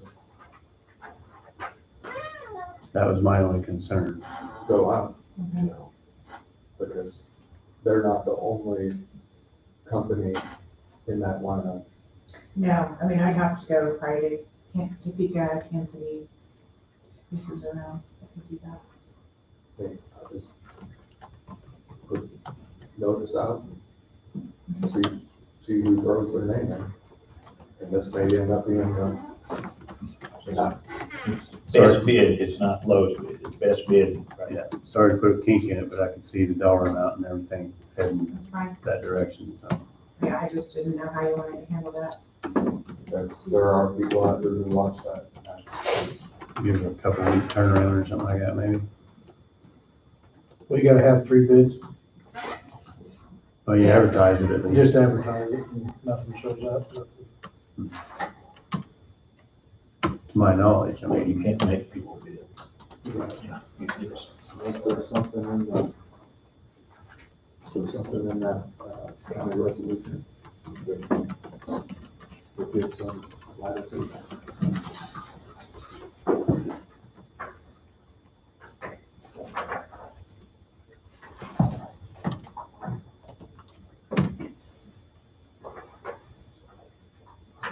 this.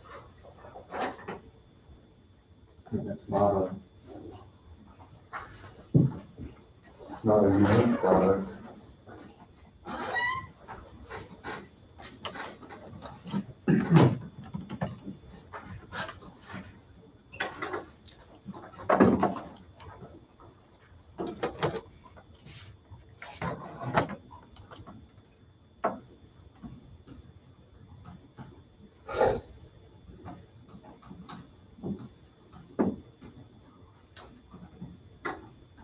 Up until a year ago, it was unique.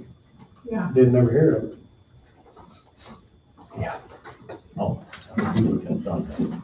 Oh, it's a year this month then. Yep. Things kind of went wild. Mardi Gras. So, if it, for an emergency purchase, but an emergency purchase is not to exceed $10,000, so. We have to advertise for 3 weeks for a request for bids. Yeah. We can go out this week though, eh? I should be able to get it in, I can get, Me. yeah.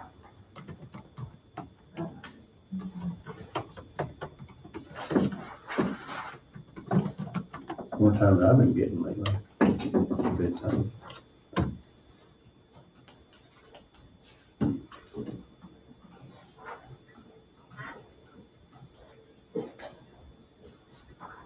Anything else? I was waiting on Oh, him. okay. Sorry, I thought it was decision was made.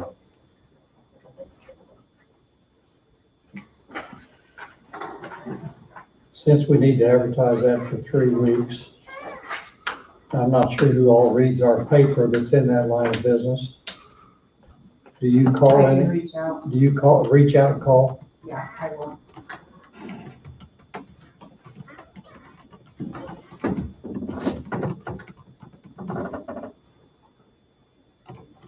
Just another one this time, right? Yes. Well, I don't think anybody said it. Was there another sheet underneath there, Jesse? I looked through them, and it's been stuck together. He hadn't been to you yet. So no. You're all safe on this one. I looked through that. I just missed it. Okay, Okay. so. They bought it out. Tom didn't sign it either. He signed the check. He signed. Oh, he signed the check, okay. Yeah, And he signed the first page. we sent it back, but he signed the check.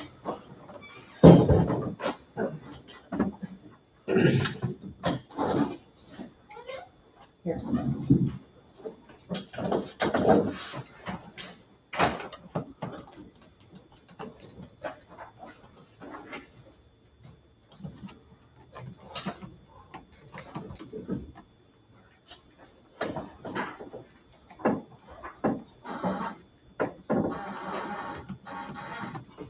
The purification devices.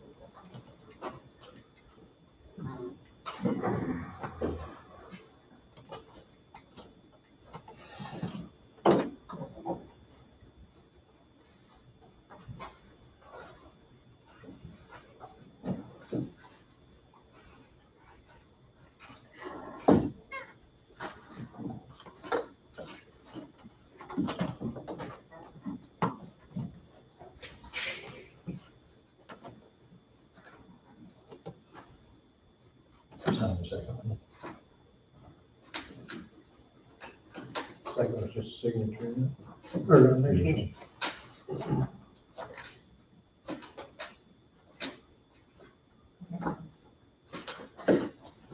Did a job in Iowa last week. Oh, you did? We put 10% profit in it. I got beat by 18%.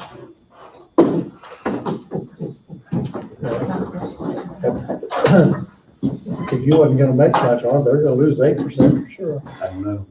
That's a pretty good sized job. Yeah. Decent. Wasn't real big, but Hey, Iola's got a lot of things going for them. yeah, I do. Iola is really growing. So we have a motion It would be moved to authorize the county clerk to request bids for an air purifying system to attach to the current HVAC for the courthouse and the jail sides of the courthouse to help mitigate and prevent the spread of COVID-19 and related airborne illnesses. I'll make that motion. All second. All in favor, say aye. Aye. Motion passes 5-0. Like I say, sorry to throw a kink, but I could just see something coming down the pipe on that. That's fine, I don't wanna comment. Yeah. Another item I have is, I wanted to ask if you all would be okay if we offered the Capers 457 to our employees. Out of the entire state, there's about 9 or 10 that do not allow it for their employees, and we're one of those 9 or 10. So the rest of the counties are allowing employees to contribute to the Capers 457 plan. Is it a cost back to us as well? It's just to the, no, it's just, Just, Basically, so the employees can contribute to it also. okay. Is there a certain percentage?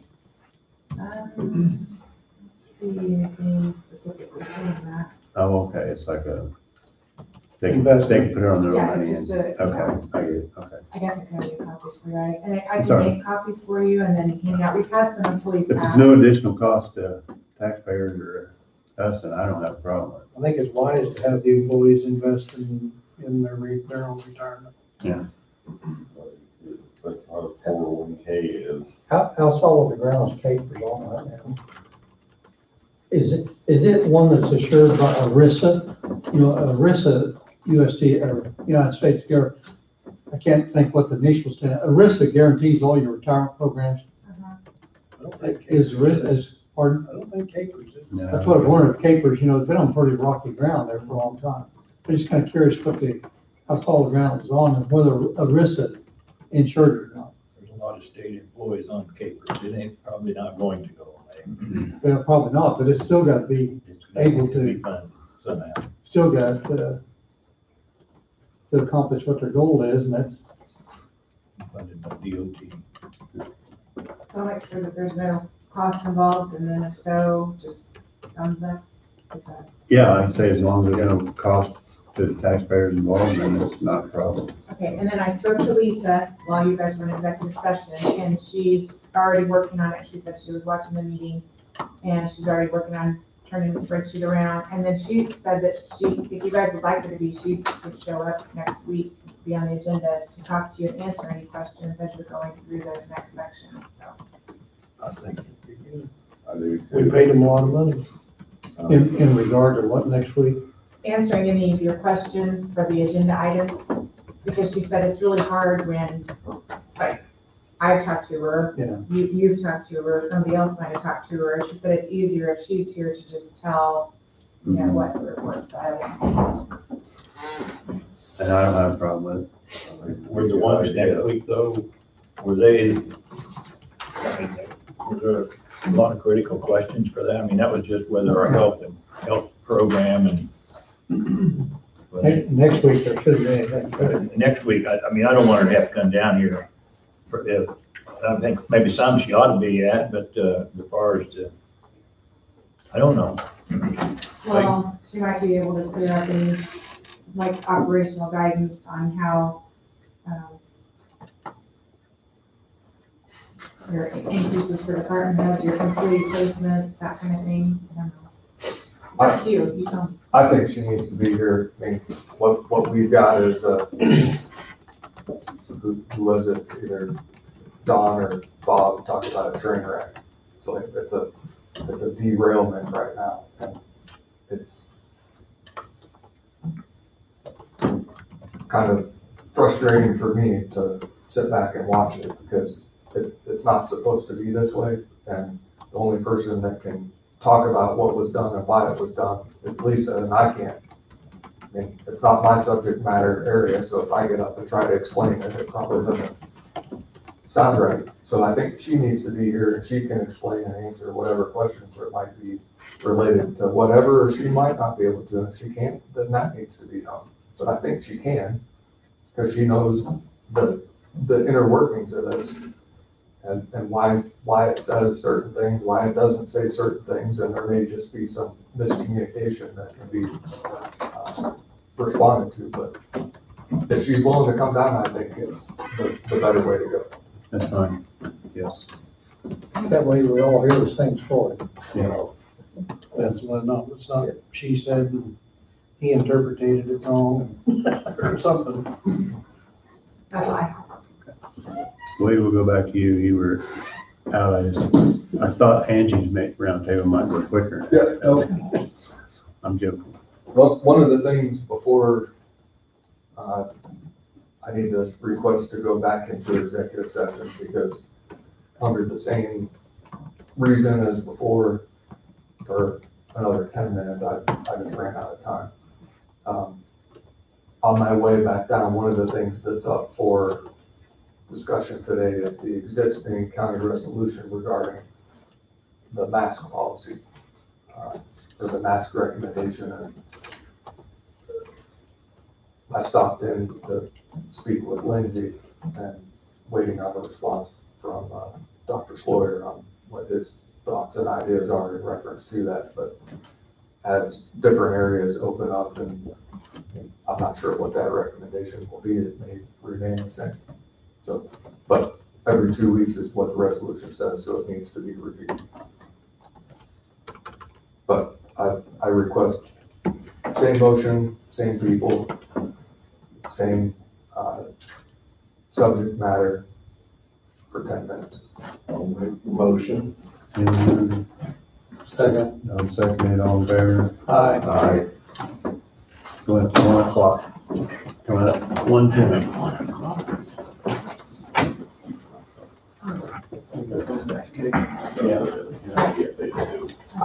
Thank you. 20 minutes, Wade? 10. Yep. Okay.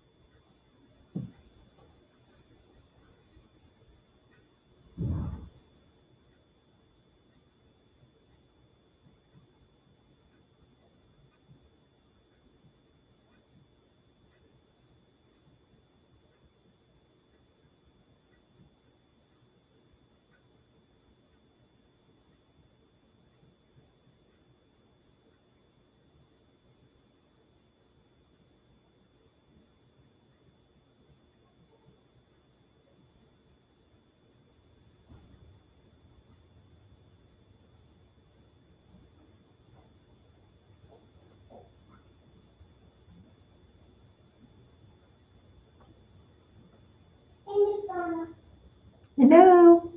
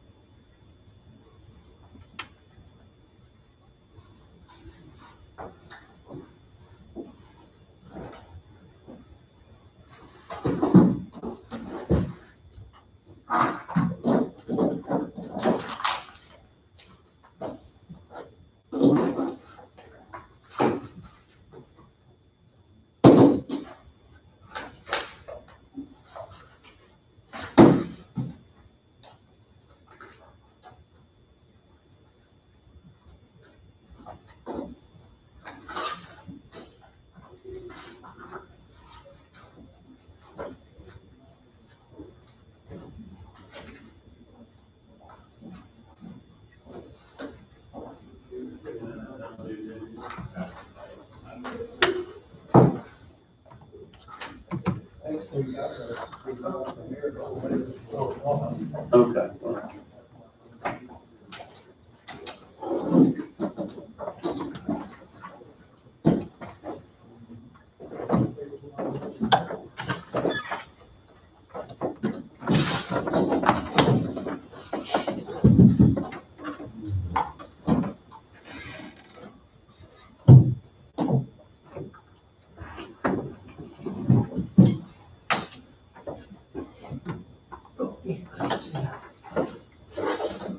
Anything else you wish to share?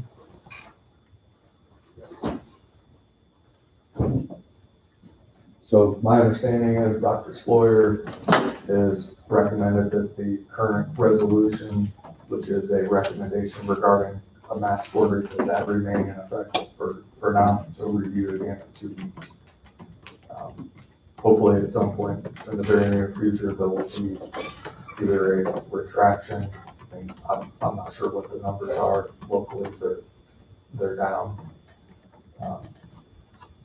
And I think they're going down with the vaccine being distributed, not only locally across the state and nationwide. I think that's gonna be the trend, so. We still have to wear masks in the courtroom, that's still a thing. It's sort of like an extension of my body now.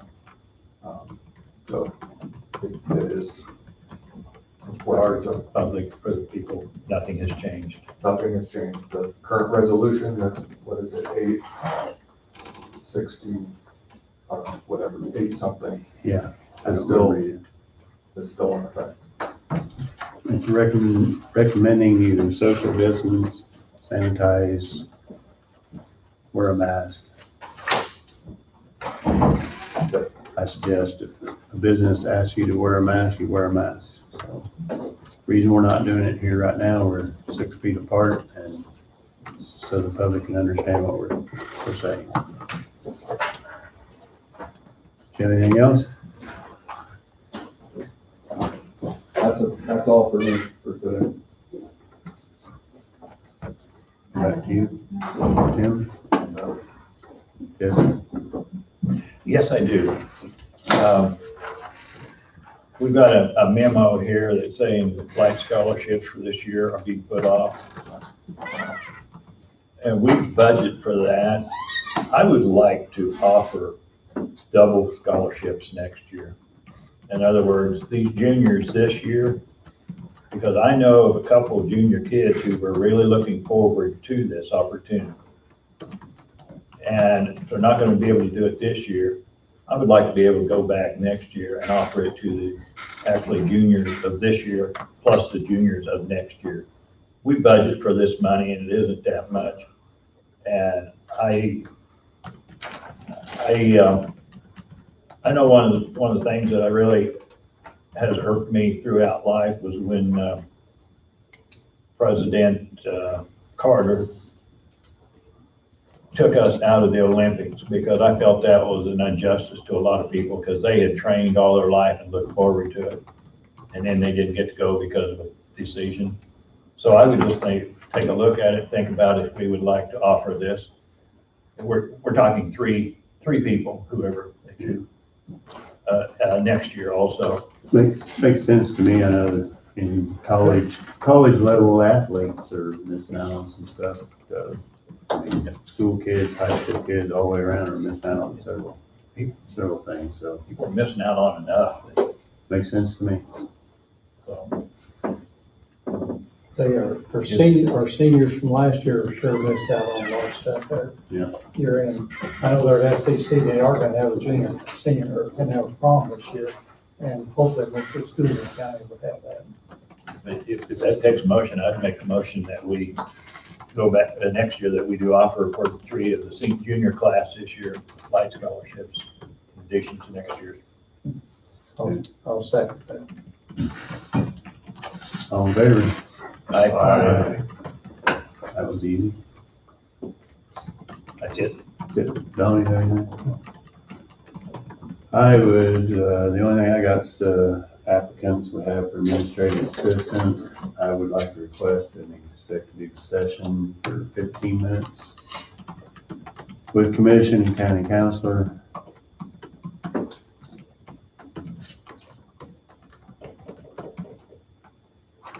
don't know if I need to say anything else, but Discuss the applicants for administrative assistant. 15 minutes, starting at 1:20.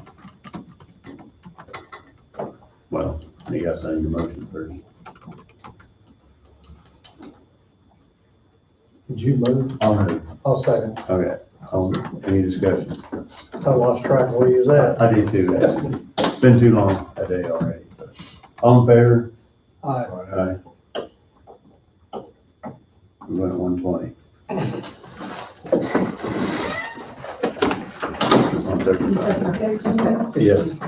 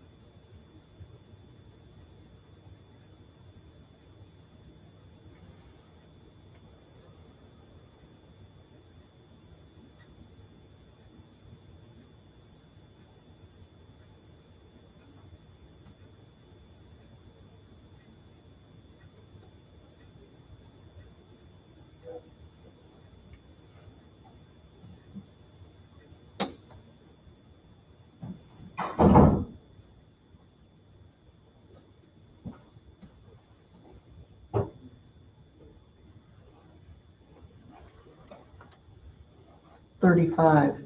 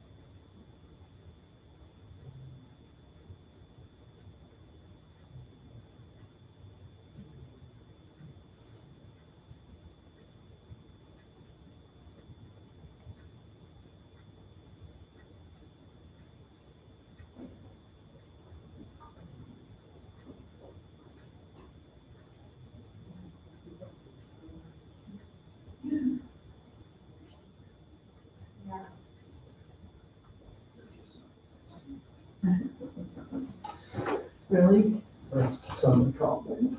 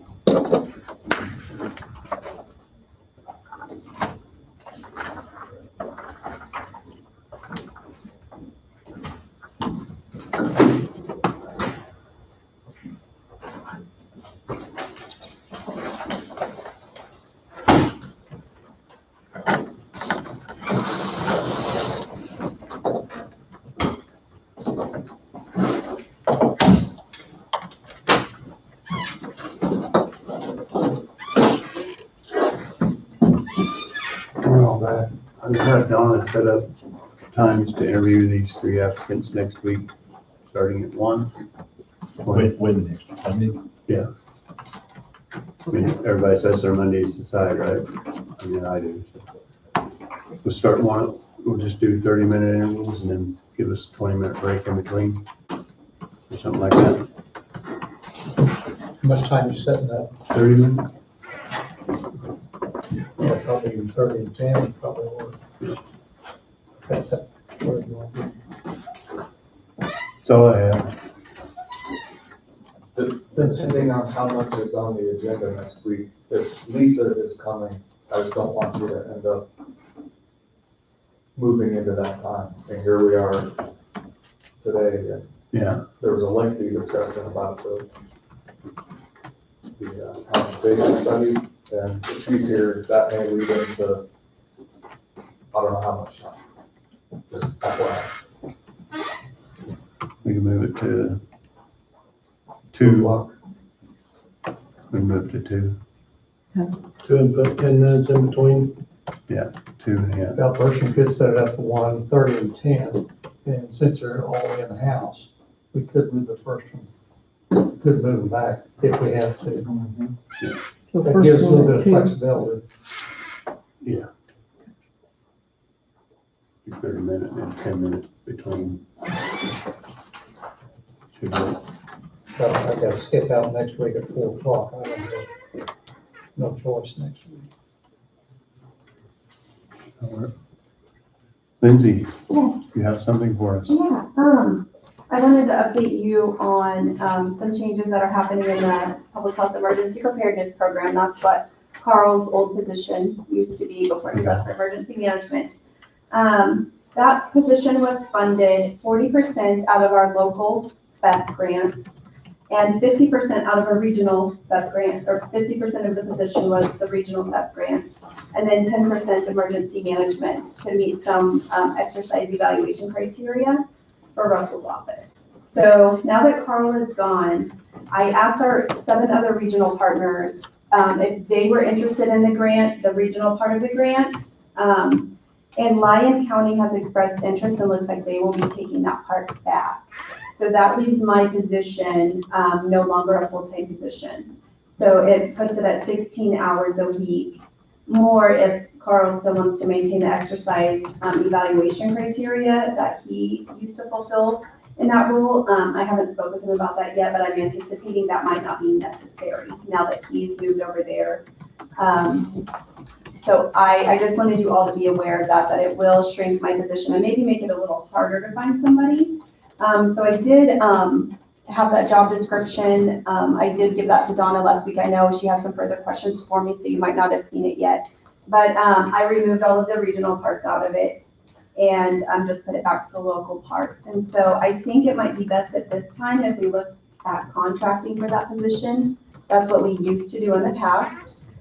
With Carl, when he first came on for the first several years, it was just a contract position. We didn't make it a full-time one, I think, until he took on the regional part as well. So I just wanted to let you know that. And then, next week, if you could review that job description and let me know if you have any changes you want made to it. Or if you're more comfortable with me going with a part-time position, I just think it'll be harder to fill, not being full-time. Be easier to contract, is what you're saying. Yeah, I think so. And there's some talk with how they're doing the program at the state. We don't know if they're going to continue doing it the same way, if COVID has changed anything for them. So, I don't want to get somebody in and then have to let them go soon after if they make changes. I don't anticipate that, but there's talk of that. So I don't know if I could just get a thumbs up. Yeah, you want me to move in that direction, or you want me to pull back and do something different? If you can think of any other departments that have a part-time position that it could fit well with, let me know. I'd be glad to talk to other departments to see if there's something we could work out to get a full-time person. But right now, I don't see that for us. So.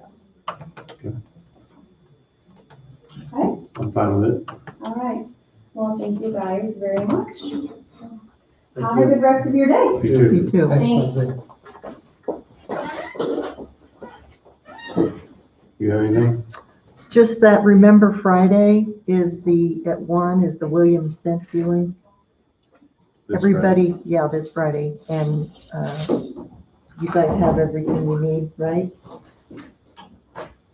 No? Yes? No, I guess not. Okay. No. I Can can, you resend it to me, I please? can. And then also, the District 1 position on the library board expires April 30th. So if you have, do you want me to put an ad in the newspaper to get some applicants, or Tom, do you have any Yeah. ideas? I don't, but it's, the end of April. Okay. April 30th. Yeah, if you would, I guess if I don't have an idea, I'll. I received one application for that position, but I don't think it was District 1. Is this the District 1, is that a second term person in the library board? Because they can only serve 2 terms and then Right. they have to be That's replaced. the case. Okay, that's what it is. Mhm. Okay.